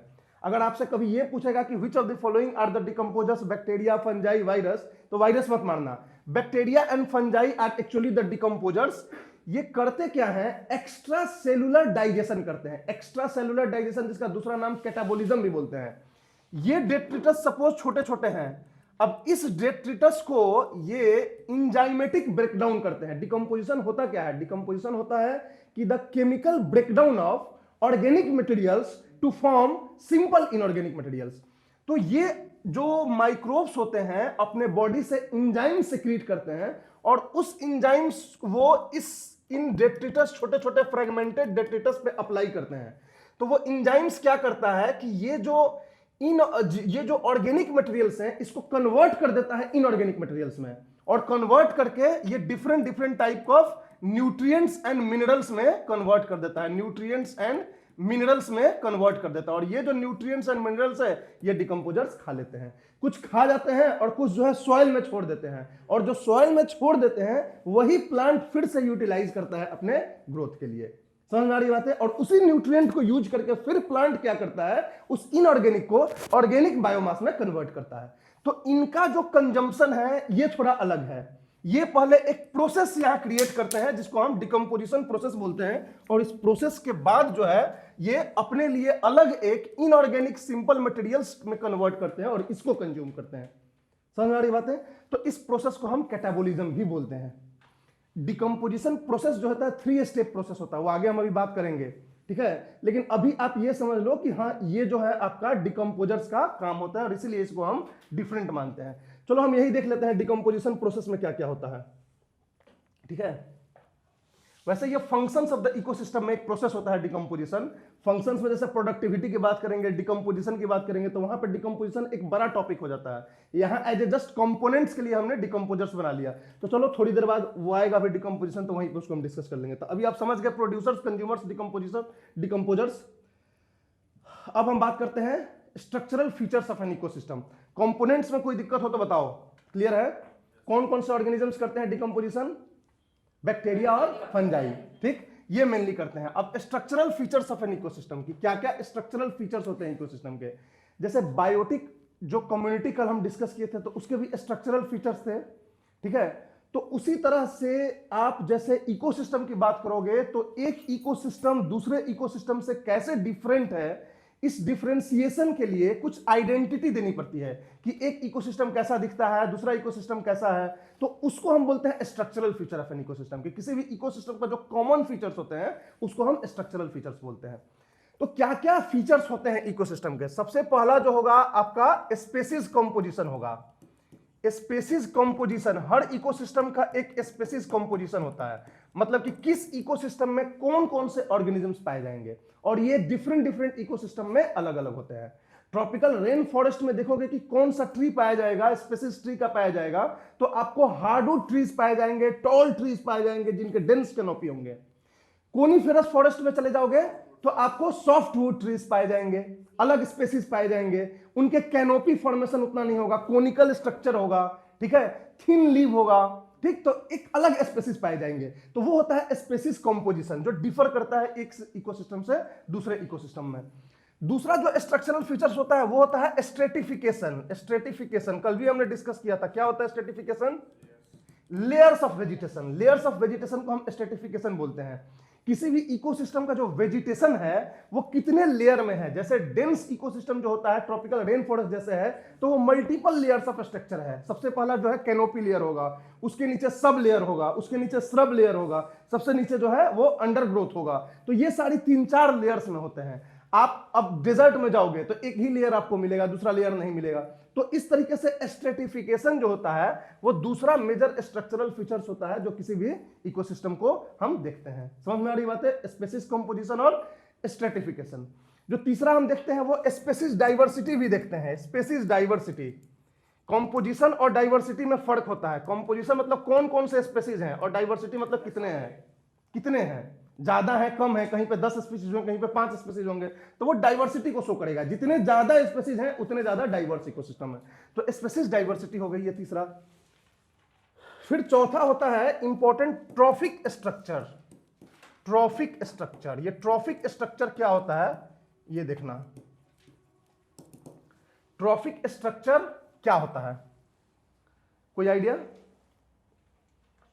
देखो, जो भी इकोसिस्टम में there is a movement of energy, जितने भी ऑर्गेनिजम्स हैं वो एक ग्रुप बना के रहते हैं।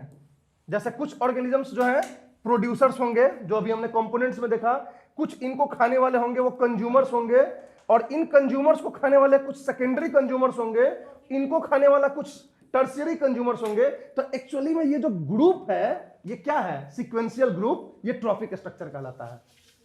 समझ में आ रही बातें? तो ट्रॉफिक स्ट्रक्चर जो है, जो कंपोनेंट्स जितने भी इकोसिस्टम के बायोटिक कंपोनेंट्स आप देख रहे हो, वो एक सीक्वेंस में अरेंज होते हैं इकोसिस्टम में कि कौन किसको खाएगा।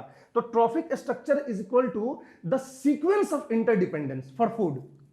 फूड के लिए जो इंटरडिपेंडेंस का जो सीक्वेंस होता है उसी को ट्रॉफिक स्ट्रक्चर बोलते हैं, जो स्टार्ट होता है प्रोड्यूसर से, ठीक है, जिसको हम फर्स्ट लेवल ट्रॉफिक स्ट्रक्चर बोलते हैं और लोएस्ट लेवल ट्रॉफिक स्ट्रक्चर बोलते हैं, और यहां से इधर इधर इधर चले जाता है, और जैसे ही आप जाते हो आगे you go to the higher level trophic structure. तो लोएस्ट लेवल ट्रॉफिक स्ट्रक्चर कौन सा होता है, प्रोड्यूसर्स वाला होता है, प्लांट्स का। उसके बाद आता है प्राइमरी कंज्यूमर्स का, सेकंड लेवल, थर्ड लेवल आएगा सेकेंडरी कंज्यूमर्स का, फिर टर्शियरी कंज्यूमर्स का। तो इस तरह से इसको बोलते हैं ट्रॉफिक स्ट्रक्चर। तो हर इकोसिस्टम में same number of trophic structure नहीं होता है। किसी इकोसिस्टम में ज्यादा नंबर ऑफ ट्रॉफिक स्ट्रक्चर होता है, किसी इकोसिस्टम में कम होता है। अब डेजर्ट में बाघ शेर देखे हो, नहीं देखे हो, मतलब टॉप कार्निवोर्स नहीं होता है डेजर्ट में, लेकिन जंगल में देखे हो, ठीक, ग्रासलैंड्स में भी तुमको दिख जाएंगे, लेकिन डेजर्ट्स में जनरली नहीं दिखेंगे। तो जितने डेंस इकोसिस्टम होंगे,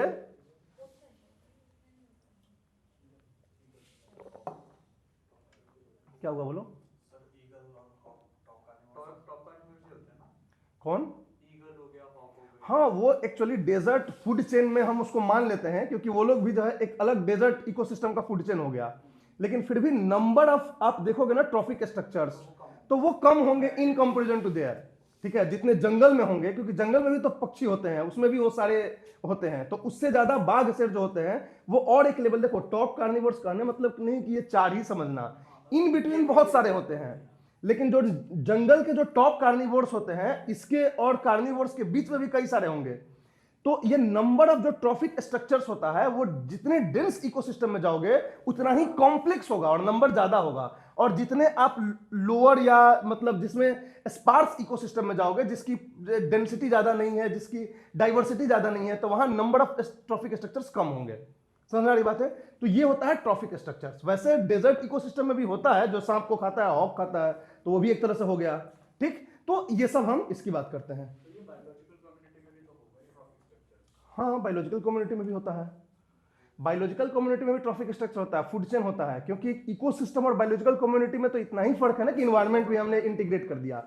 जहां तक हमने स्पेसीज की बात करी है, अब जैसे प्रीडेशन हमने पढ़ा था बायोटिक कम्युनिटी में, वो क्या था, वो एक तरह से यही था, ट्रॉफिक स्ट्रक्चर ही था, प्रीडेटर्स और प्रे का जो रिलेशनशिप था, ठीक है। लेकिन वहां हम क्या करते थे ना बायोटिक में, कि 2 स्पेसीज के बीच के इंटरेक्शन देखते थे, यहाँ पे मल्टीपल देख रहे हैं, सीक्वेंस में देख रहे हैं, इसलिए ये इकोसिस्टम में हो जाता है, ठीक। तो ये producers, consumers, secondary consumers, tertiary consumers, इस तरह से इसको ट्रॉफिक स्ट्रक्चर बोलते हैं।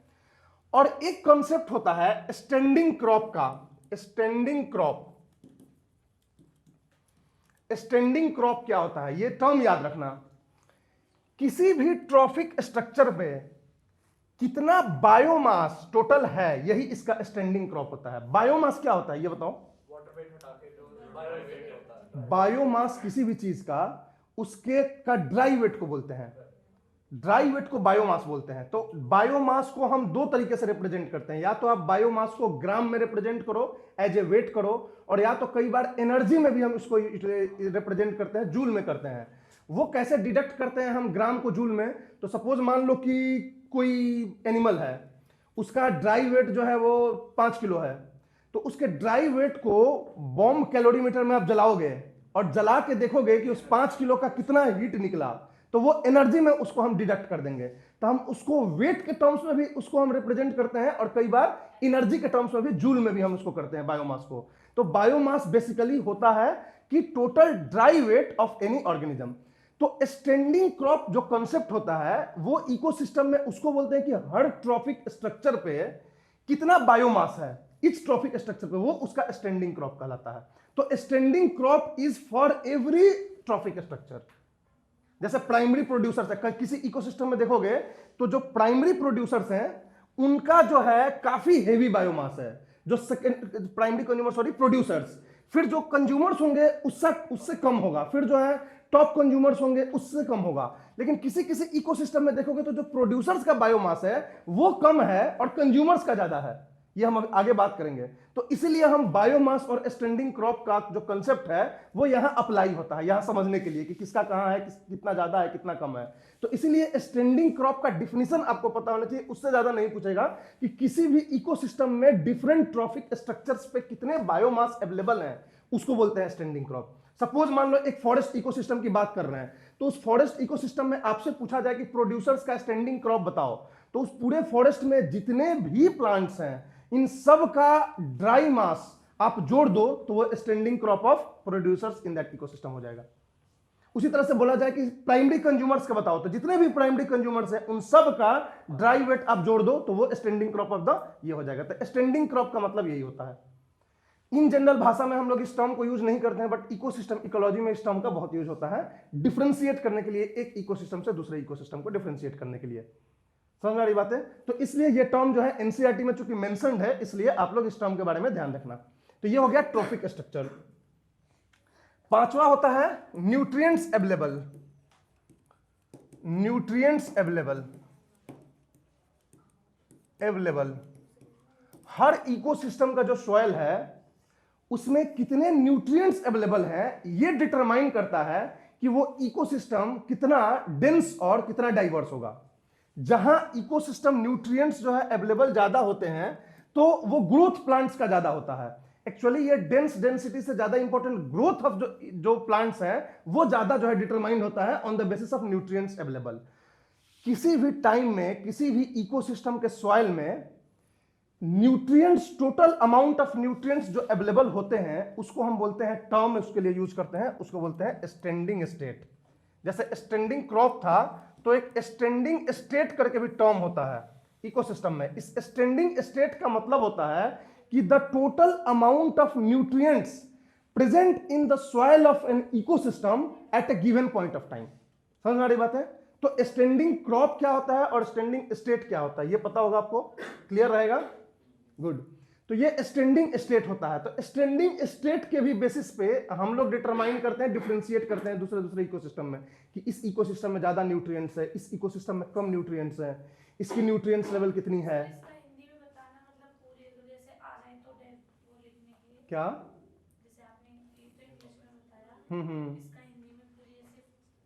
अच्छा, हिंदी इसका ट्रांसलेशन तो दिक्कत हो रही है आपको, तो ऐसा होगा तो हम आपको हिंदी इसका टर्म का सारा दे देंगे। हाँ तो इनकेस अगर वो लिखना पड़े, अब जैसे मैं तो समझ रही हूँ, हाँ हाँ हाँ। पेपर में थोड़ी ना मैं किसी को बताऊंगी कि ऐसे है, अच्छा तो अच्छा। तो मुझे लिखना पड़ेगा। देखो पहली बात कि ये क्वेश्चंस जब भी पूछेगा तो प्रीलिम्स में आपको पूछेगा। नहीं नहीं, बात सही है, हिंदी मीडियम वाले के साथ थोड़ा ये दिक्कत होता है कि कहीं अगर मान लो ये टर्म ही दे दे हिंदी में इसका, ठीक है, तो हिंदी में देखो इकोलॉजी इन्वायरमेंट के साथ दिक्कत क्या है ना कि हिंदी में उसके टर्म्स बड़ा ही अजीब है, परिजीविता, ठीक है, तो ये इतने ज्यादा डिफिकल्ट टर्म्स है ना कि इसीलिए जो है वो मैंने हिंदी मीडियम में भी पढ़ाया था, उस समय सारे टर्म्स को मैं लिख के जाता था कि हाँ इसका ये हिंदी में होता है, हिंदी में ये होता है। अगर आपको ये दिक्कत हो रही है तो इन सब का हिंदी में मेरे पास लिखा हुआ है, मैं आपको प्रोवाइड कर दूंगा, ठीक है। तो उससे आप देख लेना। क्या ऑनलाइन भी मिलता है, लेकिन ऑनलाइन थोड़ा ढूंढने में दिक्कत हो, चाहे ये चीज हो। हिंदी की जो एनसीईआरटी आती है ना, उससे जो है कोरिलेट करके ना, उसको मैंने लिस्ट बनाया था, क्योंकि एक बार ऐसा हुआ था कि आधा क्लास में 60% इंग्लिश, सॉरी हिंदी मीडियम के थे, 40% इंग्लिश मीडियम के थे, तो वहाँ दोनों ही को ही बताना पड़ता था। तो वहाँ हम टर्म्स को लिख देते कि स्टैंडिंग स्टेट का मतलब ये हुआ। तो वो सारे टर्म्स जो है आपको, अगर ये होगा तो एक बार उसको देख लेना, आपके पास रहेगा तो आपको ये भी लगेगा कि हाँ इसका ये मतलब हुआ। तो स्टैंडिंग स्टेट का मतलब ये हो गया आपका कि कितने न्यूट्रिएंट्स अवेलेबल होंगे किसी पर्टिकुलर टाइम में एक इकोसिस्टम के सॉइल में, ये उनका स्टैंडिंग स्टेट होता है। और इस स्टैंडिंग स्टेट पे उस इकोसिस्टम की प्रोडक्टिविटी डिटरमाइंड होती है कि वो कितना प्रोडक्टिविटी उसकी होगी, ग्रोथ रेट प्लांट्स का कितना होगा, एनिमल्स का कितना होगा, ये डिपेंड करता है उसके स्टैंडिंग स्टेट पे। समझ आ रही बात है? तो ये कंसेप्ट ऑफ स्टैंडिंग स्टेट हो गया। तो ये सारे स्ट्रक्चरल फीचर्स ऑफ इकोसिस्टम हो गए। कोई दिक्कत?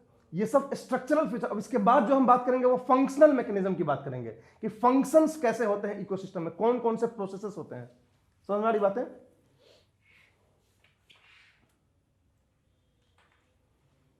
अब बात करते हैं functional aspects of ecosystem.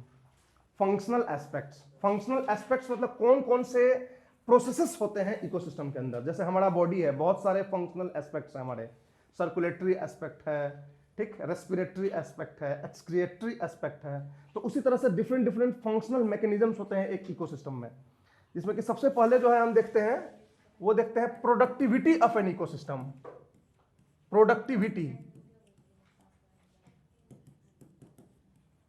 Productivity of an ecosystem. एक इकोसिस्टम की प्रोडक्टिविटी जो होती है उसकी फर्स्ट फंक्शनल मैकेनिज्म होती है, राइट। दूसरा होता है decomposition process. One of the most important process in ecosystem. अगर ये डिकम्पोजिशन प्रोसेस नहीं होता तो ये सारे प्लांट्स, डेड ऑर्गेनिजम्स जो है एक्यूमुलेट होके और पूरे फॉरेस्ट को ढक देते हैं। This is the decomposition process that changes the organic into inorganic, ठीक है। तो ये डिकम्पोजिशन प्रोसेस होता है, डिकम्पोजिशन प्रोसेस। तीसरा होता है food chain and food web. ये फूड चेन और फूड वेव का क्या रिलेशन है, क्या होता है, ये तीसरा आपको समझना है, ठीक। चौथा होता है most important energy flow in an ecosystem. एक इकोसिस्टम में एनर्जी फ्लो होती है एक ट्रॉफिक लेवल से दूसरे ट्रॉफिक लेवल पे। तो एनर्जी फ्लो जो है एक इंपॉर्टेंट होता है। एनर्जी फ्लो मॉडल, कैसे एनर्जी फ्लो कर रही है, कितना एनर्जी लॉस हो जा रहा है, कितना एनर्जी रिटेन हो रहा है, ये सब चीज आपको देखना है। और पांचवा है बायोजियोकेमिकल साइकिल, जिसको हम दूसरा नाम न्यूट्रिएंट साइकिल भी बोलते हैं। बायोजियोकेमिकल साइकिल, जिसको न्यूट्रिएंट साइकिल भी बोलते हैं। वन बाय वन हम अभी समझा दे रहे हैं, उसके बाद फिर उसको ये करेंगे। प्रोडक्टिविटी ऑफ एन इकोसिस्टम का मतलब होता है कि इकोसिस्टम में जैसे प्लांट्स हैं, प्रोड्यूसर्स किस रेट से बायोमास प्रोडक्शन कर रहे हैं, सनलाइट को कितने रेट से कन्वर्ट कर रहे हैं बायोमास में, तो ये प्रोडक्टिविटी हो गई। एनिमल्स जो हैं, जो प्लांट्स को खा रहे हैं, वो कितने रेट से अपना बायोमास प्रोडक्शन कर रहे हैं, तो वो प्रोडक्टिविटी हो गई। कितने तरह की प्रोडक्टिविटी होती है, कौन कौन सी होती है, ये अभी हम बात करेंगे। दूसरा होता है डिकम्पोजिशन प्रोसेसेस। डिकम्पोजिशन प्रोसेसेस में क्या होता है कि जो ऑर्गेनिक मटेरियल्स जो प्लांट्स के या एनिमल्स के जो कंज्यूम नहीं हुए और डेड ऑर्गेनिक मटेरियल की तरह के रूप में सॉइल में चले गए, तो उनको कैसे डिकम्पोज करता है माइक्रोब्स। तो ये पूरा प्रोसेस डिकम्पोजिशन प्रोसेस देखेंगे। फिर देखेंगे food chain and food web. ये फूड चेन क्या होता है, प्लांट से एनिमल्स, एनिमल से टॉप एनिमल्स का जो ये खाने का जो चेन होता है वो क्या होता है, और फूड वेब किसे कहते हैं। फूड चेन और फूड वेब में क्या फर्क है, ठीक है। तो ये हम देखेंगे कितने तरह का फूड चेन होता है। फिर हम देखेंगे एनर्जी फ्लो इन इकोसिस्टम। जब आप फूड चेन समझ गए, ट्रॉफिक स्ट्रक्चर समझ गए, तो कैसे एनर्जी फ्लो करता है इकोसिस्टम में, एक लेवल से दूसरे लेवल पे एनर्जी जो है कितना फ्लो करता है, कितना लॉस हो जाता है और कितना रिटेन होता है, ये सारी चीजें एनर्जी फ्लो में आपको देखनी है। और लास्ट देखेंगे बायोजियोकेमिकल साइकिल। ये बायोजियोकेमिकल साइकिल को हम दूसरे शब्दों में न्यूट्रिएंट साइकिल भी बोलते हैं। ये बायोजियोकेमिकल साइकिल का मतलब होता है कि जो एबायोटिक इन्वायरमेंट है और जो बायोटिक कंपोनेंट्स हैं, इनके बीच में न्यूट्रिएंट्स का सर्कुलेशन। जैसे सपोज मान लो आपको एटमॉस्फेयर में नाइट्रोजन है, नाइट्रोजन एटमॉस्फेयर से सॉइल में कैसे गया, और सॉइल से प्लांट में कैसे गया, प्लांट से एनिमल में कैसे गया, एनिमल से फिर मर के डेट्रिटस कैसे बन गया, और डेट्रिटस से फिर डिकम्पोजर्स उसको डिकम्पोज करके सॉइल में कैसे भेज दिए। तो आप न्यूट्रिएंट्स नाइट्रोजन देख लो, नाइट्रोजन जो है एटमॉस्फेयर से सॉइल में गया, सॉइल से प्लांट्स में गया, प्लांट से एनिमल्स में गया, एनिमल से डेट्रिटस बना, डेट्रिटस से डिकम्पोज होकर वापस सॉइल में चला गया, और कई बार सॉइल से ही फिर से इन्वायरमेंट में चला जाता है, एयर में चला जाता है। तो ये जो साइक्लिक प्रोसेस होता है न्यूट्रिएंट्स का, जैसे नाइट्रोजन का हो गया, फास्फोरस का ऐसे ही होता है, सल्फर का होता है, कार्बन का होता है, वाटर का होता है। तो ये जो साइक्लिक प्रोसेस ऑफ न्यूट्रिएंट्स होते हैं जो इन्वायरमेंट में बायोटिक और एबायोटिक कंपोनेंट के बीच में, इन्हीं को बोलते हैं बायोजियोकेमिकल साइकिल, और इन्हीं को बोलते हैं न्यूट्रिएंट साइकिल। तो ये एक कॉम्प्लेक्स फेनोमेना है, एक लेकिन बहुत इंपॉर्टेंट फेनोमेना है। तो इसलिए ये आपको कल के क्लास में इसको डिस्कस करेंगे, आज ये नहीं हो पाएगा, आज हम इसको इन सबको डिस्कस करेंगे, राइट। तो चलो हम स्टार्ट करते हैं प्रोडक्टिविटी ऑफ एन इकोसिस्टम से। प्रोडक्टिविटी क्या होती है? प्रोडक्टिविटी मतलब rate of biomass production. Rate of biomass production को प्रोडक्टिविटी बोलते हैं। जैसे सपोज एक इकोसिस्टम है, इकोसिस्टम में एक जो है ये प्रोड्यूसर्स हैं, ये इनको खाएंगे कौन? प्राइमरी कंज्यूमर्स इनको खाएंगे, ठीक है। इनको खाएंगे आपको सेकेंडरी कंज्यूमर्स, ठीक, सेकेंडरी कंज्यूमर्स, प्राइमरी कंज्यूमर्स, और ये हो गए प्रोड्यूसर्स। सबसे पहले सनलाइट जो है, जो actual and only source of energy होती है, तो सनलाइट को कैसे ये प्लांट जो है सन के सोलर एनर्जी को बायोमास एनर्जी में कैसे कन्वर्ट करती है? Through the process of photosynthesis. इसको बोलते हैं प्रोडक्टिविटी, ठीक है। प्रोडक्टिविटी मतलब का होता है कि the change in the transformation और the rate of formation of biomass in plants and animals, तो इसी को प्रोडक्टिविटी बोलते हैं। और ये ग्राम पर मीटर स्क्वायर पर ईयर के फॉर्म में हम इसको डिनोट करते हैं, ग्राम पर मीटर स्क्वायर पर ईयर, यानी कि पर यूनिट एरिया पे इकोसिस्टम में हर साल कितना बायोमास जनरेट हो रहा है। समझ में आ रही बात है? ये प्रोडक्टिविटी कहलाती है। अब प्रोडक्टिविटी दो तरह की होती है, एक प्राइमरी प्रोडक्टिविटी और एक सेकेंडरी प्रोडक्टिविटी। प्राइमरी प्रोडक्टिविटी उसको बोलते हैं जिस रेट से जो प्लांट्स हैं ये बायोमास बनाते हैं सनलाइट के को चेंज करके थ्रू फोटोसिंथेसिस प्रोसेस। तो ये हो गया primary productivity. Primary productivity producers के लिए होता है कि प्रोड्यूसर्स ने सनलाइट को यूज करके कितना बायोमास बनाया एक साल में, और सेकेंडरी होता है कि जो एनिमल्स हैं वो प्लांट्स को खा के कितना बायोमास बनाया। समझ में आ रही बातें? तो दिस इज सेकेंडरी। तो प्राइमरी यहीं तक होता है, इसके आगे सब सेकेंडरी होता है। ये इसको खा के कितना बनाया, ये इसको खा के कितना बनाया, ये सब सेकेंडरी प्रोडक्टिविटी हो जाती है। प्राइमरी प्रोडक्टिविटी क्या होती है कि प्लांट्स ने सोलर एनर्जी को किस रेट से चेंज किया बायोमास में। क्लियर है? प्राइमरी और सेकेंडरी के बीच डिफरेंस क्लियर रहेगा। अब एक होता है gross productivity and net productivity. वो प्राइमरी सेकेंडरी दोनों पे लागू होता है। ग्रॉस और नेट में क्या फर्क है? नेट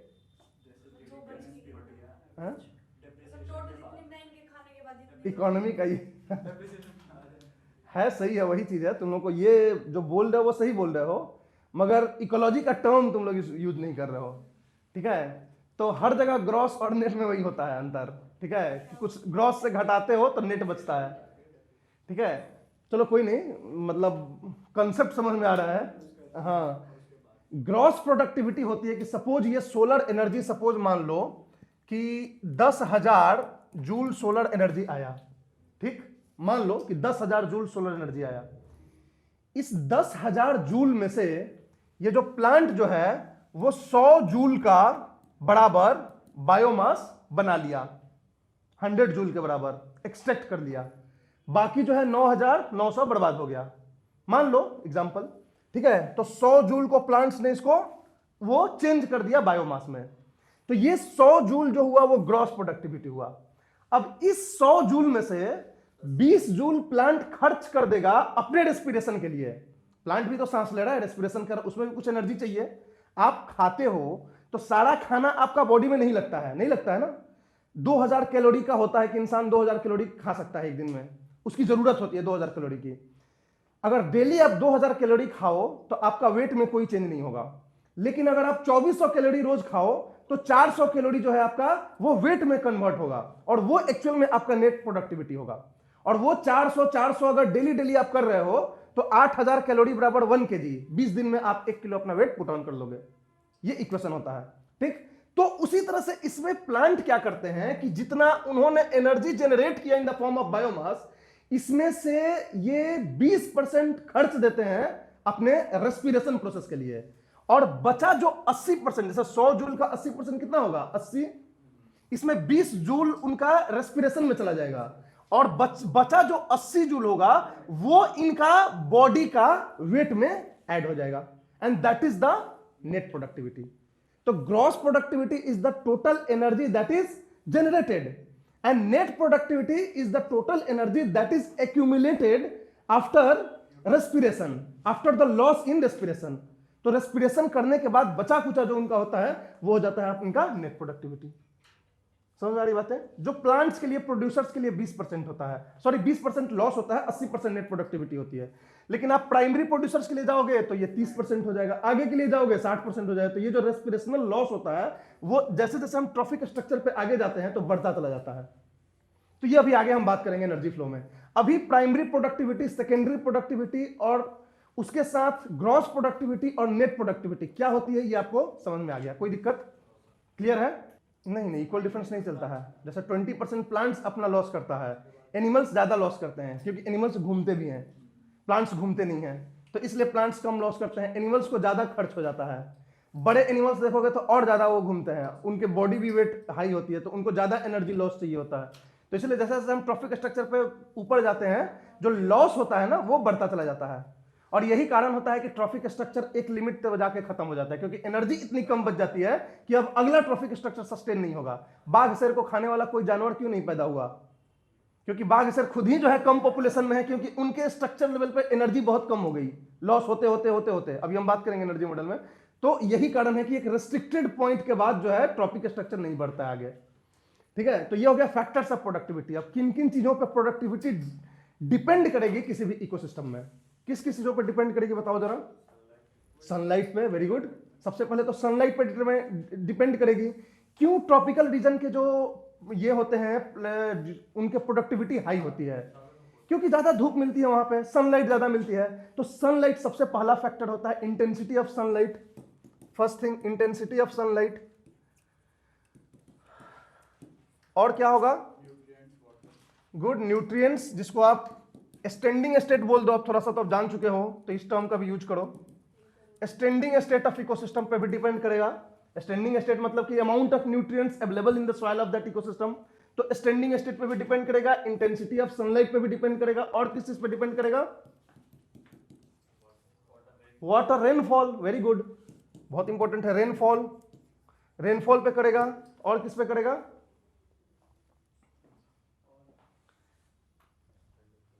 टेम्परेचर, सनलाइट तो है ही, टेम्परेचर पे भी करेगा।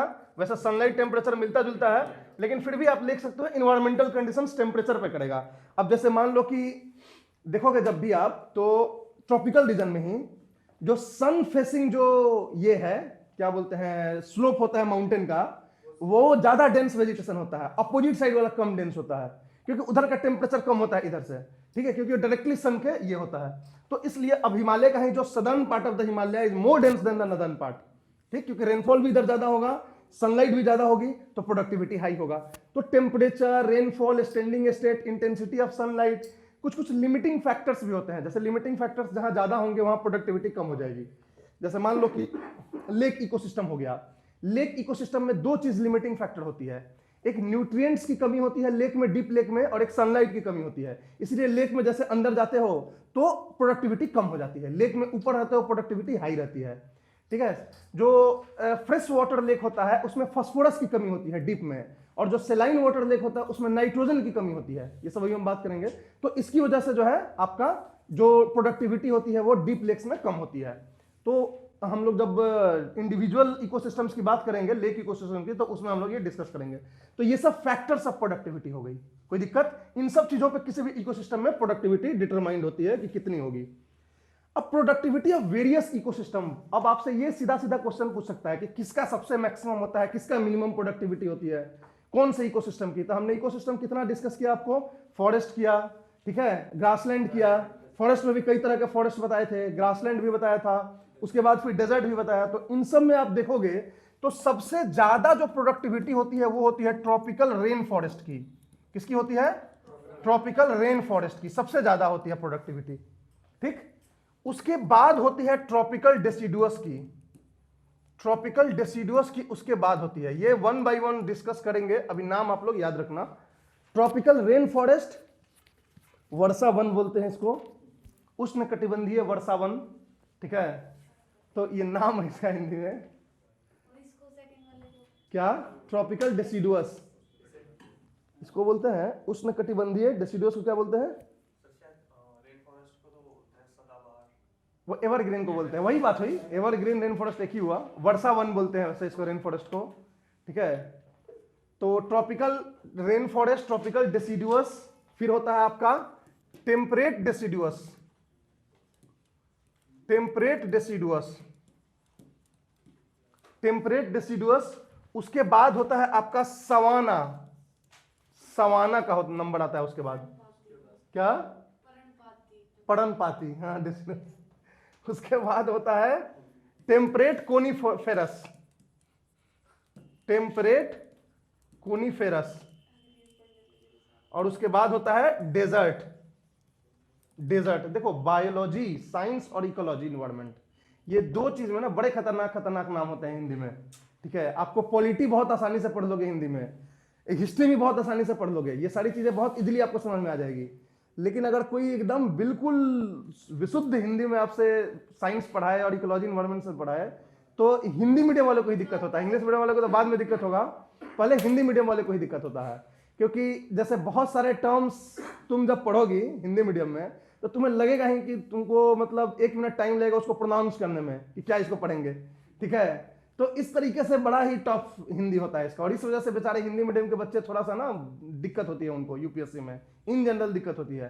क्योंकि यूपीएससी का एक खराब आदत होता है कि वो विशुद्ध हिंदी में सब कुछ दे देता है, जिसकी वजह से, इसीलिए हिंदी मीडियम वाले स्टूडेंट्स को मैं हमेशा सलाह देता हूं कि हिंदी मीडियम में तुम लिखने के लिए यूज करो, लेकिन टर्म्स इंग्लिश में समझो कि क्या होता है टर्म्स। और ये एक अच्छी चीज होती है ना यूपीएससी में, हाँ, कि आप एक तो कि दोनों में आता है पेपर, और दूसरी चीज है कि अगर आप राइटिंग में भी अगर इंग्लिश के टर्म्स यूज कर रहे हैं, टर्मिनोलॉजी, तो उसके लिए वो लोग नंबर नहीं काटते हैं। जैसे आप हिंदी में लिख के और ट्रॉपिकल रेन फॉरेस्ट लिख दो तो वो लोग नंबर नहीं काटेंगे। आपके लिए कोई जरूरी नहीं है कि उष्णकटिबंधीय वर्षा वन ही आप लिखेंगे, आप ट्रॉपिकल रेन फॉरेस्ट भी लिख के बढ़ सकते हैं, ठीक है। तो इस पे भी वो लोग जो है इतना मतलब लेवरेज दिए हुए हैं हिंदी मीडियम वाले स्टूडेंट्स को, ठीक है, कि वो चाहे तो इस टर्म्स को इंग्लिश में, लेकिन लिखो हिंदी में ही। अब TROPI मत लिखो, लिखो ट्रॉपिकल ही, ट्रॉपिकल रेन फॉरेस्ट ही लिखो। तो इस तरीके से आप कर सकते हो। तो टेम्परेट डेसिडुअस हो गया, सवाना हो गया, टेम्परेट कोनिफेरस हो गया, डेजर्ट हो गया। तो ये सीक्वेंस है, डिक्रीजिंग ऑर्डर ऑफ प्रोडक्टिविटी है ये। इंक्रीजिंग सबसे ज्यादा होगा ट्रॉपिकल रेन फॉरेस्ट का, फिर ट्रॉपिकल डेसिडुअस का, फिर टेम्परेट डेसिडुअस का, फिर सवाना का, टेम्परेट कोनिफेरस का, फिर डेजर्ट का। तो ये डिक्रीजिंग ऑर्डर ऑफ प्रोडक्टिविटी होती है डिफरेंट इकोसिस्टम्स की, याद रहेगी। गुड। अब आते हैं हम decomposition process in ecosystem. Ecosystem में डिकम्पोजिशन प्रोसेस क्या होता है? वैसे तो ज्योग्राफी में हमने थोड़ा सा डिस्कस किया था डिकम्पोजिशन को, हल्का फुल्का मैं यहाँ भी डिस्कस कर देता हूँ, या फिर हल्का फुल्का डिटेल में डिस्कस करेंगे, ठीक। डिकम्पोजिशन जो होता है वो होता क्या है? ऑर्गेनिक से इनऑर्गेनिक होता है, पहली चीज याद रखना। ऑर्गेनिक से इनऑर्गेनिक में कन्वर्जन को हम डिकम्पोजिशन बोलते हैं। ऑर्गेनिक में जब था तो वो बिल्कुल कॉम्प्लेक्स ऑर्गेनिक मटेरियल था। जो डेट्रिटस होता है, dead remains of plants and animals, वो कॉम्प्लेक्स ऑर्गेनिक मैटर होते हैं, ठीक है। और जब ये कन्वर्ट होते हैं तो सिंपल इनऑर्गेनिक मैटर में कन्वर्ट हो जाते हैं। सिंपल इनऑर्गेनिक मैटर, ये केमिस्ट्री की भाषा है, सिंपल इनऑर्गेनिक मैटर में ये कन्वर्ट हो जाते हैं। कौन करता है इनको? डिकम्पोजर्स करते हैं, माइक्रोब्स करते हैं। कैसे करते हैं? इंजाइमेटिक कन्वर्जन, इंजाइम्स को रिलीज करके और उस पर अप्लाई करते हैं और करते हैं। लेकिन ये तो एक सिंपल हो गया फंडा। जो डिकम्पोजिशन प्रोसेस होता है वो 3 स्टेप प्रोसेस होता है। एक्चुअल में 3 स्टेप प्रोसेस होता है डिकम्पोजिशन का। कौन कौन से 3 स्टेप प्रोसेस होते हैं?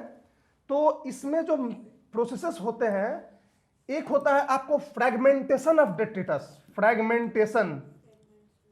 Fragmentation of detritus.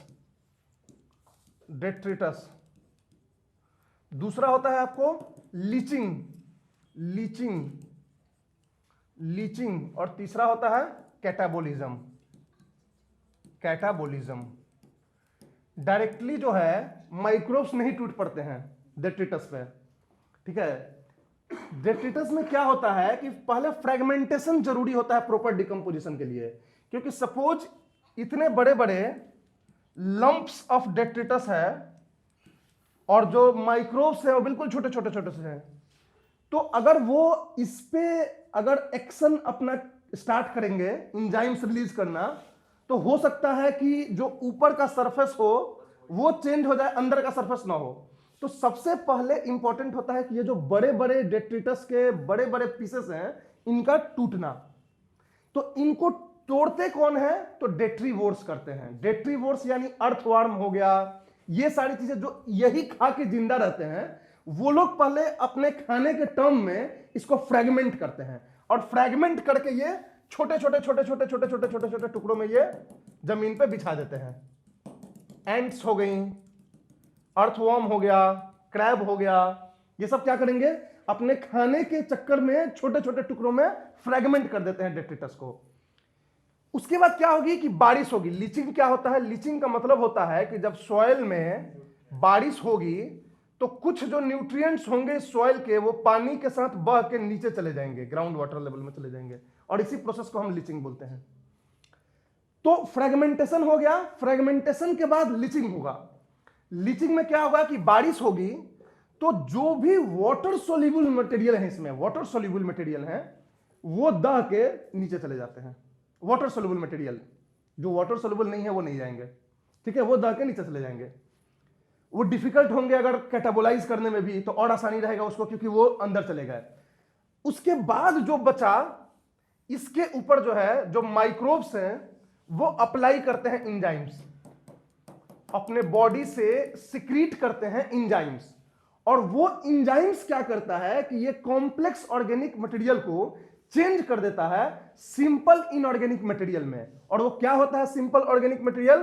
तो न्यूट्रिएंट्स होता है, वाटर होता है, CO2 होता है, मीथेन होता है, यही सब होते हैं। यही तो चाहिए होता है ना, न्यूट्रिएंट, वाटर, CO2 फोटोसिंथेसिस में। तो ये सारी चीजें जो गई थी वो वापस आ गई सॉइल में डिकम्पोजिशन प्रोसेस के थ्रू। समझ वाली बात है? तो ये 3 प्रोसेस कौन कौन से हो गए? फ्रेगमेंटेशन, लीचिंग और कैटाबोलिज्म। अब ऐसा नहीं होता है कि एक पूरा होगा, दूसरा पूरा होगा, तब तीसरा स्टार्ट होगा, ऐसा कुछ नहीं होता है। मतलब ये जो माइक्रोब्स होते हैं वो इंतजार बैठ के नहीं करते हैं कि फ्रैगमेंट पहले आके वो तोड़े, फिर बारिश का इंतजार करेंगे, बारिश हो जाए तब हम अब स्टार्ट करें काम, ऐसा नहीं होता है। वो ये कंटिन्यूअस प्रोसेस चलता रहता है, समझ रहे हो? साइमल्टेनियस प्रोसेस चलता रहता है, ठीक। और साइमल्टेनियसली ये तीनों प्रोसेस चल रहा है पूरे सॉइल में, और धीरे धीरे डिकम्पोजिशन हो रहा है, और डिकम्पोजिशन होकर ये सारी चीजें रिलीज हो रही हैं। और ये जब न्यूट्रिएंट्स, वाटर, CO2 ये सब जब रिलीज हो गए, तो इसमें से कुछ जो है माइक्रोब्स खा लेते हैं, क्योंकि वो कर खुद के लिए रहे हैं, आपके लिए नहीं कर रहे हैं, प्लांट्स के लिए नहीं कर रहे हैं, वो ये काम खुद के लिए कर रहे हैं। लेकिन वो जितना प्रोड्यूस करते हैं उतना खा नहीं पाते हैं, तो कुछ वो खा जाते हैं और कुछ जो है सॉइल में रह जाता है। समझ में आ रही बात है? तो ये न्यूट्रिएंट्स जो है बचा हुआ जो है वो प्लांट्स के काम आता है। अब वो जो खा जाते हैं वो भी उनके मरने के बाद सॉइल में ही आ जाता है। तो वो भी एक कंसेप्ट हम बताएंगे, उसको बोलते हैं न्यूट्रिएंट इमोबिलाइजेशन, एक कंसेप्ट होता है, ये अभी हम डिस्कस करेंगे। अब चलो यही डिस्कस करते हैं न्यूट्रिएंट इमोबिलाइजेशन क्या होता है। अब जो माइक्रोब्स कुछ न्यूट्रिएंट्स खा लिए, तो जो कुछ न्यूट्रिएंट्स हैं उनके बायोमास में हो गए, माने वो अटैच हो गया उनके बायोमास में, यहां पे कुछ न्यूट्रिएंट्स चले गए जो खा गए माइक्रोब्स। अब माइक्रोब्स अपना लाइफ साइकिल जिएंगे, और लाइफ साइकिल जीने के बाद मर जाएंगे, और ये न्यूट्रिएंट वापस से सॉइल में चला जाएगा। लेकिन जितने समय तक उन्होंने अपने बायोमास में अटैच करके रखा है कुछ अमाउंट ऑफ न्यूट्रिएंट, उस समय तक ये न्यूट्रिएंट प्लांट नहीं ले सकता है, प्लांट के लिए अवेलेबल नहीं है। तो इस अमाउंट ऑफ न्यूट्रिएंट या इस process of attachment of nutrient, locking of nutrient in the biomass of the microbes, is called nutrient immobilisation. Nutrient immobilisation, immobilisation, immobilisation मतलब कि ये न्यूट्रिएंट जो है अब साइकिल का पार्ट नहीं है, इमोबिलाइज हो चुका है। इमोबिलाइजेशन ये कॉन्सेप्ट होता है। What is nutrient immobilisation? Nutrient immobilisation is the attachment of nutrients in the biomass of microbes और decomposers which is not available for plants for consumption. तो वो हो गया न्यूट्रिएंट इमोबिलाइजेशन। ये न्यूट्रिएंट इमोबिलाइजेशन इकोसिस्टम के लिए बहुत अच्छा होता है। पूछो क्यों? इसलिए कि जब क्या होता है जनरली कि बारिश वारिश होती है तो जो न्यूट्रिएंट्स यहां अवेलेबल होता है सॉइल में वो लीच डाउन हो जाता है। न्यूट्रिएंट इसने बना दिया सॉइल में, उसके बाद कई बार सरफेस रन ऑफ की वजह से वो दह के चला जाता है, वाटर जो है अपने अंदर डिसॉल्व करके लेके चला जाता है। तो यहां पे न्यूट्रिएंट की कमी हो जाती है, लेकिन तब भी प्लांट्स को दिक्कत नहीं होती है क्योंकि कुछ न्यूट्रिएंट्स जो है ये अपने बायोमास में अटैच करके रखे हैं, तो वो बाद में उसको रिलीज करते हैं। मतलब एक तरीके से समझो तो कि ये बचाते हैं पूरा न्यूट्रिएंट्स वो आना जाए सॉइल से। इसमें समझ आ रही बात है? अगर ये अपने बायोमास में अटैच नहीं करते, पूरा न्यूट्रिएंट अगर सॉइल में ही अवेलेबल होता तो रेनफॉल और सरफेस रनअप में ये डिसॉल्व होकर सारे न्यूट्रिएंट बाहर चले जाते हैं और इकोसिस्टम में सॉइल में न्यूट्रिएंट नहीं रह जाती। तो एक तरह से ये सेव करते हैं न्यूट्रिएंट्स को। समझ आ रही बात है?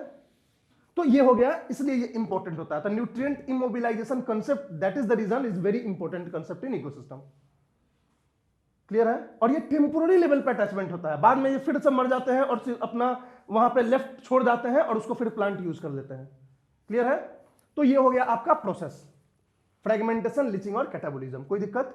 जो माइक्रोब्स करते हैं वो जनरली बैक्टीरिया और फंजाई होते हैं। क्लियर है? ये क्वेश्चन भी पूछ चुका है, सॉइल में कौन कौन सा माइक्रोब्स डिकम्पोजिशन का काम करते हैं? Bacteria, fungi, virus. वायरस नहीं होगा, ठीक है? तो ये हो गया डिकम्पोजिशन प्रोसेसेस। अब डिकम्पोजिशन में एक इंपॉर्टेंट चीज देखना होता है आपको, factors of decomposition, factors controlling decomposition. Decomposition कौन कौन से फैक्टर्स पे डिकम्पोजिशन जो है डिपेंड करता है? कहीं पे डिकम्पोजिशन ज्यादा होगा, कहीं पे कम होगा, जहां पे ज्यादा होगा क्यों ज्यादा होगा, जहां पे कम होगा क्यों कम होगा। तो ये होता है फैक्टर्स ऑफ डिकम्पोजिशन। कौन कौन सा होगा? टेम्परेचर, टेम्परेचर, ह्यूमिडिटी या रेनफॉल बोल सकते हो, रेनफॉल या ह्यूमिडिटी, ह्यूमिडिटी। और तीसरा होता है chemical quality of nutrients, sorry detritus, chemical quality of detritus. Detritus की केमिकल क्वालिटी कैसी है इस पे भी डिपेंड करता है कि क्या रेट होगा डिकम्पोजिशन का, डिकम्पोजिशन फास्ट होगा कि स्लो होगा। ये इन तीनों चीजों पे डिपेंड करता है। समझ में आ रही है कि उस रीजन का टेम्परेचर कैसा है, ह्यूमिडिटी कैसी है और केमिकल क्वालिटी ऑफ डेट्रिटस कैसा है। अब कैसे डिपेंड करता है ये सोचना। टेम्परेचर, जो रेट ऑफ डिकम्पोजिशन होता है वो डायरेक्टली प्रोपोर्शनल टू टेम्परेचर होता है। टेम्परेचर जितना बढ़ाओगे रेट ऑफ डिकम्पोजिशन बढ़ेगा। क्या बोलो बोलो? मतलब rate of decomposition is directly proportional to temperature rise. Temperature rise करोगे रेट ऑफ डिकम्पोजिशन बढ़ेगा। और हर 10 डिग्री सेल्सियस टेम्परेचर बढ़ने से जो रेट ऑफ डिकम्पोजिशन होता है वो क्या हो जाता है? डबल। समझ में आ रही बात है? Every 10 degree rise in temperature lead to the doubling of the rate of decomposition। ये फंडा चलता है। क्लियर है? रेनफॉल, ह्यूमिडिटी जितना ज्यादा होगा जो डिकम्पोजिशन का रेट होगा वो उतना ज्यादा होगा। क्यों? क्योंकि ये जो ह्यूमिडिटी होती है ये फेवरेबल कंडीशन होता है for the growth of microbes, और माइक्रोब्स जितना ग्रो करेंगे डिकम्पोजिशन उतना ज्यादा होगा। ज्यादातर लोग बीमार जो है मानसून टाइम में क्यों पड़ते हैं? क्योंकि ह्यूमिडिटी ज्यादा होती है। ह्यूमिडिटी ज्यादा होती है तो माइक्रोब्स ज्यादा होते हैं, खाना जल्दी खराब हो जाता है, फूड पॉइजनिंग हो जाती है, ये सब होता है ना मानसून टाइम में। तो ये humidity controls the rate of decomposition, the process of decomposition. Higher the humidity more is the decomposition. तो ये समझ गए, टेम्परेचर समझ गए। अब तीसरा होता है chemical quality of detritus. Chemical quality of detritus मतलब कि जो डेट्रिटस है उसमें कौन कौन सा केमिकल क्वालिटी है, उसके कौन कौन से केमिकल कंपाउंड है। अगर उसमें वाटर सोल्यूबल केमिकल कंपाउंड है तो वो जो है सपोर्ट करते हैं डिकम्पोजिशन को, क्योंकि लीचिंग से वो बाहर चले जाते हैं, तो वो जो है सपोर्ट करते हैं डिकम्पोजिशन को। और अगर कोई कॉम्प्लेक्स ऑर्गेनिक कंपाउंड्स हैं जो वाटर सोल्यूबल नहीं है, जैसे लिग्निन, चिटीन, फिनॉल, ये सब जो है अगर कंपाउंड है उसका, तो वो जो है वाटर के साथ डिसॉल्व होकर लिच डाउन नहीं हो पाता है, वो वहीं रहता है। और माइक्रोब्स के जो एंजाइम्स होते हैं उतने इफेक्टिव नहीं होते हैं, स्ट्रांग नहीं होते हैं कि उनको भी डिकम्पोज कर दें। तो chemical quality of detritus also determines the rate of decomposition. If there is enormous amount of water soluble elements, water soluble compounds in the detritus, then the rate of decomposition will be high. और अगर water soluble नहीं है, water insoluble ज्यादा है, तो rate of decomposition will लो। या certain chemical compounds हैं, जैसे फिनॉल हो गया, जैसे लिग्निन हो गया, चिटीन हो गया, ये सब केमिकल कंपाउंड्स का नाम है। अगर ये ज्यादा है डेट्रिटस में, तो केमिकल का जो डिकम्पोजिशन होगा वो ज्यादा नहीं होगा। समझ में आ रही बात है? तो केमिकल क्वालिटी पे भी डेट्रिटस पे डिपेंड करेगा। अब ये पूछ दे कभी कि डिकम्पोजिशन किन किन चीजों पे, तो इतना डिटेल में तो नहीं जाएगा, लेकिन आपको ये याद रखना कि केमिकल क्वालिटी ऑफ डेट्रिटस पे भी डिपेंड करता है। जो इजिली डिकम्पोजेबल होते हैं वो रेट ऑफ डिकम्पोजिशन को बढ़ा देंगे, जो इजिली डिकम्पोजेबल नहीं होते हैं वो रेट ऑफ डिकम्पोजिशन को घटाएंगे। समझ आ रही बात है? क्लियर है? तो this is the factors controlling decomposition. कोई दिक्कत? गुड। अब आते हैं हम food chain and food web, कि फूड चेन क्या होता है, फूड वेव क्या होता है, फिर उसके बाद एनर्जी फ्लो देखेंगे।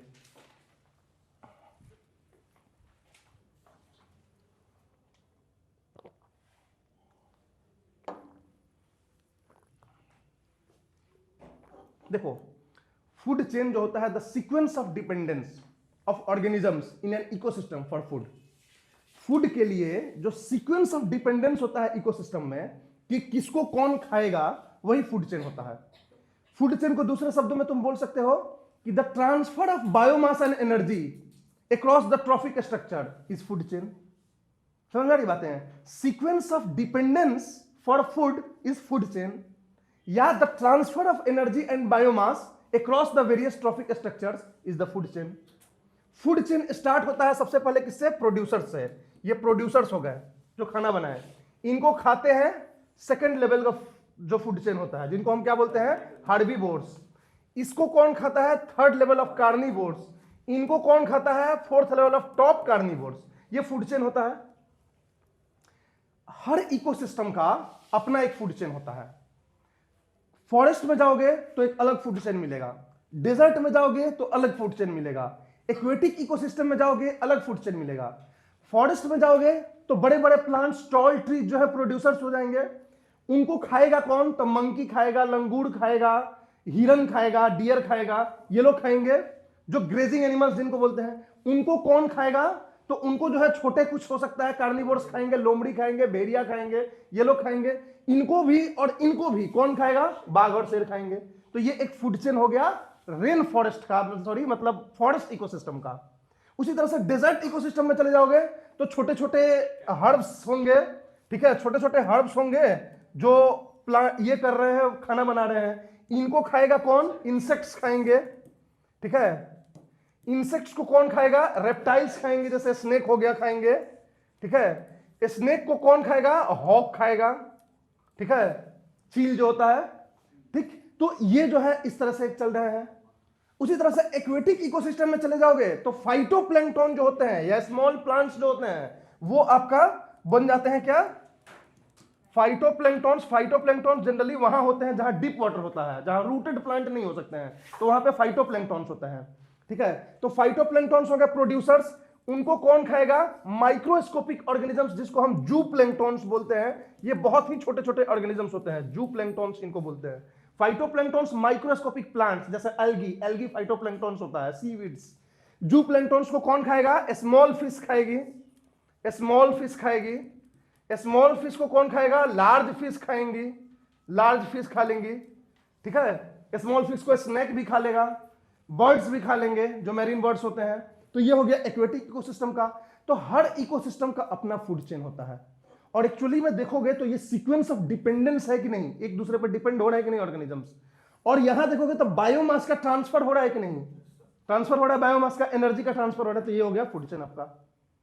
अब फूड चेन दो तरीके का होता है, एक होता है ग्रेजिंग फूड चेन और दूसरा होता है detritus food chain. Food chain is of two type. Food chain आप अगर देखोगे तो दो तरीके का होता है।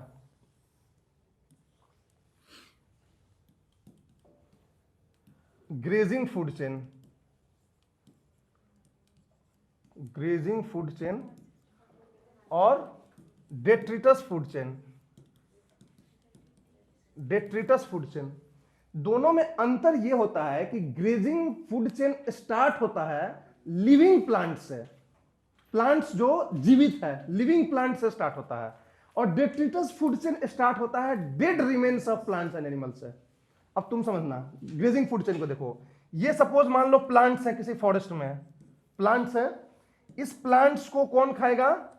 स्मॉल एनिमल्स, हर्बीवोर्स मान लो, हर्बीवोर्स इसको खा रहे हैं, ठीक है। इन हर्बीवोर्स को कौन खा रहा है? कार्निवोर्स खा रहे हैं, और इन कार्निवोर्स को कौन खा रहा है? टॉप कार्निवोर्स खा रहा है, टीसी टॉप कार्निवोर्स। अब जितने प्लांट्स फॉरेस्ट में होते हैं उन सभी को तो हर्बीवोर्स नहीं खा लेता है, कुछ को खाता है, कुछ जिनको नहीं खा पाता है ये मर के और क्या बन जाते हैं? डेट्रिटस बन जाते हैं। ये डेट्रिटस बन जाते हैं, डेड लीव्स एंड ब्रांचेज या डेड लीव्स एंड प्लांट्स, ये डेट्रिटस बन जाते हैं, ठीक है। उसके बाद हार्बीवोर्स जितने हैं सबको तो कार्निवोर्स नहीं खाएगा, इसमें भी कुछ मर जाएंगे अपना लाइफ साइकिल पूरा करके, तो वो भी इसी का पार्ट बन जाएंगे डेट्रिटस का, जो जमीन पे जाके लेटे होंगे। कार्निवोर्स भी एक डेट्रिटस का पार्ट बन जाएगा, टॉप कार्निवोर्स भी एक दिन मरेगा, वो भी डेट्रिटस का पार्ट बन जाएगा। तो कुल मिला के प्लांट्स एनिमल्स जो भी मर रहे हैं ये अलग ग्रुप एक बना रहे हैं जिसको हम बोलते हैं डेट्रिटस, और यहां से एक अलग फूड चेन शुरू हो जाता है। अलग फूड चेन क्या शुरू होता है? तो ये देखो, ये हो गया डेट्रिटस, ठीक है, डेट्रिटस। डेट्रिटस को अब खाएगा डेट्रीवोर्स, डेट्रीवोर्स जैसे अर्थवॉर्म, ठीक है। तो डेट्रिटस को खाने वाले को बोलते हैं हम डेट्रीवोर्स, डेट्रीवोर्स, डेट्रीवोर्स, जिसको कि जैसे जिसका एग्जांपल आपको अर्थवॉर्म हो गया, अर्थवॉर्म खा लेगा इसको, ठीक है। डेट्रीवोर्स को कौन खा लेता है? चिकन खा लेता है, मुर्गे जो होते हैं वो जनरली अर्थवॉर्म्स को खाते हैं, देखते हो, ठीक है। इनको कौन खाएगा? आगे जाके स्नेक खा सकता है, ठीक है, या कोई और जानवर इनको खा सकता है। तो ये जो फूड चेन बना जो डेट्रिटस से ही स्टार्ट हुआ, इसको बोलते हैं डेट्रिटस फूड चेन। तो हर इकोसिस्टम में ग्रेजिंग फूड चेन भी होता है, डेट्रिटस फूड चेन भी होता है। ग्रेजिंग फूड चेन स्टार्ट होता है लाइव प्लांट्स एंड एनिमल्स से, लिविंग प्लांट्स से, एनिमल्स नहीं सॉरी, लिविंग प्लांट्स से, उसको एनिमल्स खाते हैं, उसको दूसरे एनिमल्स खाते हैं, और सारे प्लांट्स एनिमल्स मर के जो डेट्रिटस बनते हैं उनसे एक अलग फूड चेन स्टार्ट हो जाता है। और जब हम एनर्जी फ्लो डिस्कस करेंगे तो हम बताएंगे कि जो ग्रेजिंग फूड चेन है उससे ज्यादा energy flow detritus food chain में होता है, ठीक है। ये डेट्रिटस जो हुए वो क्या है? एक तरह के एनर्जी ही तो है, बायोमास ही तो एक्यूमुलेशन है। ये एक्यूमुलेटेड बायोमास एसिमिलेटेड बायोमास से ज्यादा होता है, मतलब जितना प्लांट्स एनिमल्स खा गए उससे ज्यादा प्लांट्स जो है डेट्रिटस में जाके मिल गए। जितने हार्बीवोर्स को कार्निवोर्स खा गए उससे ज्यादा हार्बीवोर्स मरने के बाद डेट्रिटस का पार्ट बन गए। समझ आ रही है बातें? तो आगे चल के आपको पता चलेगा कि ये डेट्रिटस में जो एनर्जी फ्लो हो रहा है वो ज्यादा हो रहा है इस ग्रेजिंग फूड चेन से। क्लियर है? तो this is the grazing and detritus food chain, दो फूड चेन होते हैं। अब हमने आपको बिल्कुल सीधा सीधा सा बता दिया कि इसको ये खा गया, इसको ये खा गया, इसको ये खा गया। एक्चुअल में ऐसे नहीं होता, ये आइडियल सिचुएशन है। आइडियली हमने बात करी है कि इसको ये खाएगा, इसको ये खाएगा। ग्रुप में ऐसे नहीं बटे होते हैं कि हम उनका एक बीच में करार है कि हम इसी को खाएंगे उसको नहीं खाएंगे। एक्चुअल इकोसिस्टम में देखोगे तो कई सारे फूड चेन्स एक दूसरे से इंटरेक्टेड हैं, कोई किसी को खा रहा है, राइट। जैसे एग्जांपल ले लो ऐसे, चलो डेजर्ट इकोसिस्टम में भी हम ले लेते हैं। ग्रास है, ग्रास है, ग्रास को खाता है रैबिट, ठीक है, रैबिट खाता है। ग्रास को जो है इंसेक्ट्स भी खाते हैं, इंसेक्ट्स भी खा लेते हैं, मतलब रैट समझ लो या माउस समझ लो, माउस भी खा लेता है ग्रास को, ठीक है। रैबिट्स को खा लेता है कौन? हॉक, हॉक डायरेक्टली खा सकता है। माउस को स्नेक खा लेगा, खा लेगा जैसे मिलेगा, स्नेक को हॉक खा लेगा। स्नेक को रैबिट मिल गया तो इसके ऊपर भी झपट्टा मारेगा, बड़ा स्नेक है तो, ठीक है। तो अब देखो कि कई सारे फूड चेन्स एक दूसरे से इंटरेक्ट हो रहे हैं। समझ आ रही बातें? एक दूसरे से कई सारे फूड चेन्स इंटरेक्ट हो रहे हैं, और यही एक्चुअल में होता है किसी भी इकोसिस्टम में। और this interlinking of various food chains is called food web. तो तो food web is the complex interlinking of different food chains, and actual में ऐसा ही होता है। सांप कोई करार नहीं किया है कि वो माउस को ही खाएगा, या कोई हॉक जो है कसम नहीं खाया है कि केवल सांप को ही खाएगा, रैबिट को नहीं खाएगा, रैबिट को भी खा सकता है। हो सकता है कि इधर से कोई और इकोसिस्टम शुरू हो जाए, समझ रही बातें, यहां से कोई और शुरू हो जाए, उसको भी हॉक खाए, उसको भी स्नेक खाए, तो सब एक दूसरे से इंटरलिंक्ड होते हैं, डिफरेंट डिफरेंट फूड चेन्स। ऐसा नहीं होता है कि फूड चेन सब अपना इंडिपेंडेंटली चल रहा है, और ये जो interconnection of different food chains to form a complex inter relationship, this is called food web. और रियल वर्ल्ड में फूड वेब ही होता है, फूड चेन नहीं होता है। फूड चेन केवल समझने के लिए होता है, समझ में आ रही बात है? तो फूड चेन और फूड वेब में क्या फर्क है समझ जाओगे। फूड वेब क्या होता है समझ गए, जो इंटर रिलेशनशिप ऑफ ऑर्गेनिजम्स जो एक्चुअल में होता है, जो कॉम्प्लेक्स होता है, जो डिफरेंट फूड चेन्स को के इंटरलिंकिंग से बनता है, वो होता है फूड वेब। कोई दिक्कत?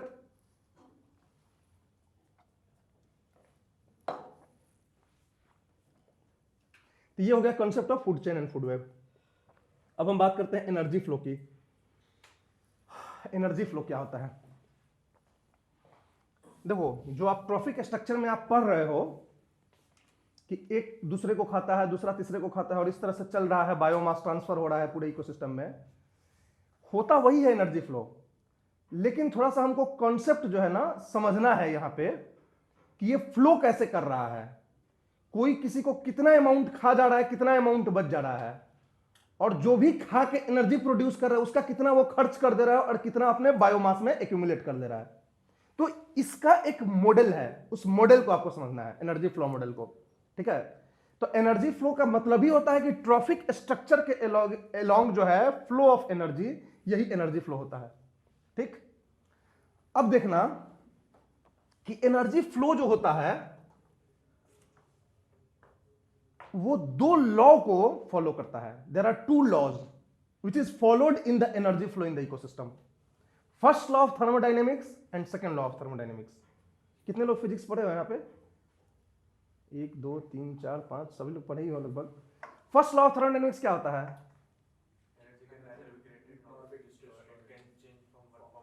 एग्जैक्टली मतलब energy can neither be created nor be destroyed, it can only change from one form to another. यही चीज यहां होता है फूड चेन में। ऐसा नहीं है कि कोई एनर्जी बन रहा है और कोई एनर्जी डिस्ट्रॉय हो रहा है। एनर्जी केवल एक फॉर्म से दूसरे फॉर्म में चेंज हो रहा है। सोलर एनर्जी चेंज हो रहा है बायोमास एनर्जी में, बायोमास एनर्जी से कुछ एनर्जी जा रहा है, वो रेस्पिरेशन में जा रहा है, वो मैकेनिकल एनर्जी में चला जा रहा है, फिर उसका जो है चेंज हो रहा है दूसरे बायोमास एनर्जी में। तो एक एनर्जी दूसरे एनर्जी में जा रहा है, कुछ हीट के फॉर्म में डिसिपेट हो जा रहा है, कुछ जो है डेट्रिटस के फॉर्म में जो है एक्यूमुलेट हो जा रहा है। तो इसी तरह कोई बाहर से ना एनर्जी आ रहा है ना अंदर से वो जा रहा है। सन को भी उस सिस्टम का पार्ट मान लो तो, ठीक। दूसरा लॉ ऑफ थर्मोडायनेमिक्स क्या होता है? क्या? नहीं, वो फर्स्ट लॉ नहीं आता है, उसको जीरोथ लॉ ऑफ थर्मोडायनेमिक्स बोलते हैं। क्या? नहीं, कोई बात नहीं, जान दो।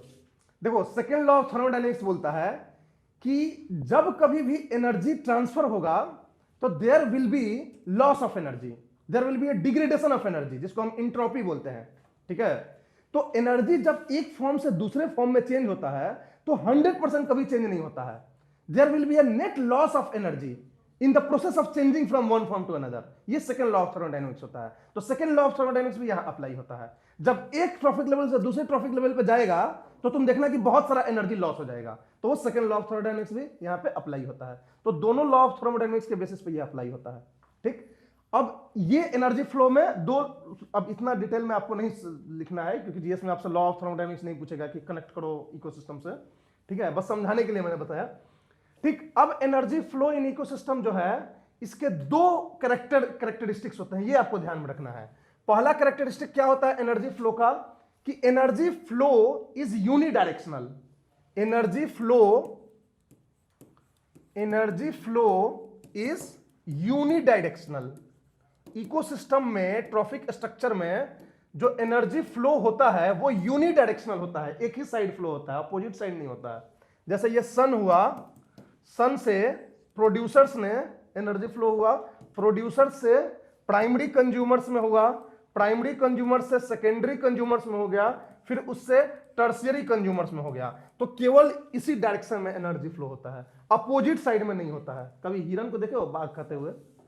नहीं देखे हो? अगर हिरन भी बाघ खाता तो अपोजिट साइड में भी एनर्जी होता। समझ रही बातें? तो जनरली क्या होता है इकोसिस्टम में कि यूनि डायरेक्शनल होता है एनर्जी फ्लो। प्लांट्स को देखोगे एनिमल खाते हुए? नहीं। तो इसी तरह से जो ये सिस्टम है ना, वो ऐसा है कि एक ही साइड से एनर्जी फ्लो करता है। प्लांट तो खाता है। क्या? हाँ, वो कौन? प्लांट है ना, अमेज़न रेन फॉरेस्ट में नहीं होता वो। अरे वो तो खैर चलो एक एक्सेप्शनल ये चीजें होती है, वो उसको खाता नहीं है। मतलब ये है कि खाना, देखो वर्ड खाना जो है ना इकोलॉजी में एक अलग मतलब होता है। उसका मतलब होता है एसिमिलेशन। एसिमिलेट हो जाए तब माना जाए कि आप खाए हो। समझ रही बातें हैं?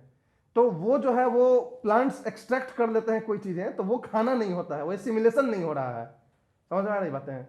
तो और वो सारी बातें डिकम्पोज कर देता है। क्या? वो जो एनिमल रहती है वो पूरा तो डिकम्पोज कर देता है वो। हाँ, तो वो डिकम्पोजिशन एनिमल का हो रहा है ना, वो खा नहीं रहा है प्लांट। प्लांट अपना बायोमास नहीं बना रहा है उसमें।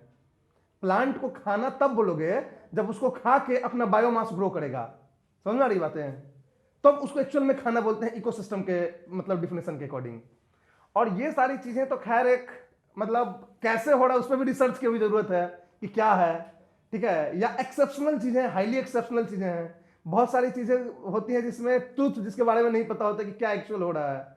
अब बर्मुडा ट्रायंगल का जो ट्रूथ है वो क्या है नहीं पता है किसी को भी, ठीक है? तो ये सारी चीजें अलग हो गई, बट उसके अलावा आप इन जनरल देखोगे तो ऐसा ही चलता है इकोसिस्टम में, ठीक है? एक से दूसरे में, दूसरे से तीसरे में, अपोजिट साइड नहीं जाता है, ठीक? तो ये हो गया। अब कल को लोमड़ी को मरा हुआ बाघ मिल जाए, भूख लगी है तो खा ही लेगा, खा लेगा ना।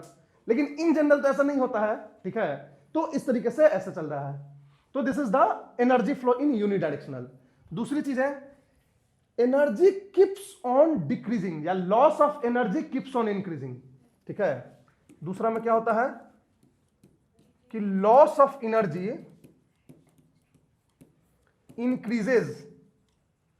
Increases over trophic structure. एक ट्रॉफिक स्ट्रक्चर से दूसरे ट्रॉफिक स्ट्रक्चर में जाओगे तो जो लॉस ऑफ एनर्जी है वो बढ़ता चला जाएगा, और जब लॉस बढ़ता चला जाएगा तो एनर्जी का जो अमाउंट है वो घटता चला जाएगा। तो आप या तो energy level keeps on decreasing लिख दो या लॉस ऑफ एनर्जी इंक्रीजिंग लिख दो, दोनों एक ही बात हो गई। लॉस ज्यादा होगा तो बचा कम, तो loss of energy increases over the trophic structure. Plants जितना लॉस करता है रेस्पिरेशन के लिए उससे ज्यादा हार्बीवोर्स लॉस करता है, उससे ज्यादा कार्निवोर्स लॉस करता है, उससे ज्यादा टॉप कार्निवोर्स लॉस करता है। और इस तरह से जो लॉस ऑफ एनर्जी होती है वो बढ़ती चली जाती है जब ट्रॉफिक स्ट्रक्चर में, एक ट्रॉफिक स्ट्रक्चर से दूसरे ट्रॉफिक स्ट्रक्चर में जाओगे।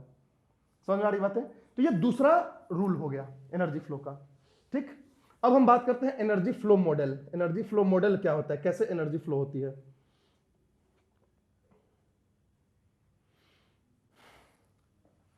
देखो इसमें हम थोड़ा सा परसेंटेज में बात करेंगे, परसेंटेज से रिलेटेड, ठीक है? कितना परसेंटेज लिया, कितना परसेंटेज खत्म हुआ। आपको फैक्चुअली नहीं समझना है बहुत ज्यादा, लेकिन कॉन्सेप्चुअली समझना है, ठीक है? देखो सन है, ये है प्रोड्यूसर्स, ठीक है? प्रोड्यूसर्स को कौन खाता है? हर्बीवोर्स।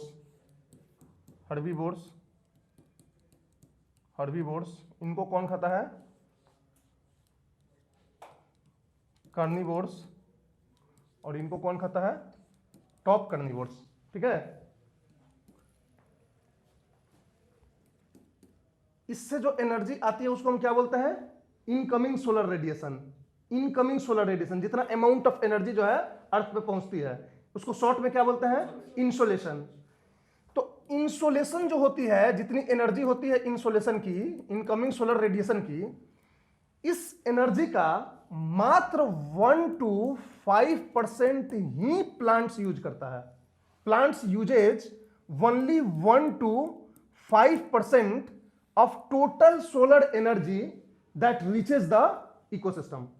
किसी भी इकोसिस्टम में जितने एनर्जी पहुंचती है उसका मात्र 1 से लेके 5% तक, ये डिपेंड करता है प्लांट्स पे। कोई 2 करेगा, कोई 3 करेगा, कोई 4 करेगा, कोई 5 करेगा, कोई 1 करेगा, लेकिन 1 से 5% की एनर्जी ही ये यूटिलाइज करती है। बाकी energy in the form of heat dissipate हो जाती है। समझ आ रही बात है? ठीक है, ये हो गया प्रोड्यूसर्स। अब ये जो है 1 to 5% एनर्जी को में से जितना एनर्जी ये मतलब अक्वायर्ड किया, उसका 20% एनर्जी जो है ये लॉस कर देता है रेस्पिरेशन में। रेस्पिरेशन में 20% एनर्जी लॉस कर देता है जो इसने कन्वर्ट किया। पहली बात की जितनी एनर्जी आई उसका 1 to 5% ही कन्वर्ट किया और उसका भी ये 20% लॉस कर दिया और इसके पास बचा मात्र 80% ऑफ द एनर्जी। और वही 80% जो एनर्जी होती है वो नेट प्राइम प्रोडक्टिविटी कहलाती है और ये जो है इस प्लांट्स का बायोमास ग्रो होगा। समझ में आ रही बात है? अब ये प्रोड्यूसर्स लेवल पे जितना एनर्जी ग्रॉस प्रोडक्टिविटी मतलब रेस्पिरेशन से पहले जितना ग्रॉस प्रोडक्टिविटी इसकी थी, जितना एनर्जी इसने कन्वर्ट किया सनलाइट से, उसका मात्र 10% ही हर्बीवोर्स ले पाता है। ओनली 10%। समझ में आ रही बातें? मतलब इसने जितना एनर्जी कन्वर्ट किया उसका मात्र 10% ये ले पाता है। बाकी सब क्या हो जाता है? डेट्रिटस चला जाता है, डेट्रिटस में चला जाता है ये सब। बाकी प्लांट्स मरने के बाद बन जाते हैं क्या? डेट्रिटस। ठीक है। अब ये हर्बीवोर्स को जितना एनर्जी मिला प्लांट से उसका 30% जो है ये रेस्पिरेशन में लॉस कर देगा। रेस्पिरेशन में लॉस कर देगा। जितना वो एनर्जी लिया प्रोड्यूसर से उसका 30% ये रेस्पिरेशन में लॉस कर देगा। ठीक है। अब वो जितना एनर्जी लिया उसका मात्र 10% कार्निवोर्स लेगा। ठीक है, कार्निवोर्स लेगा।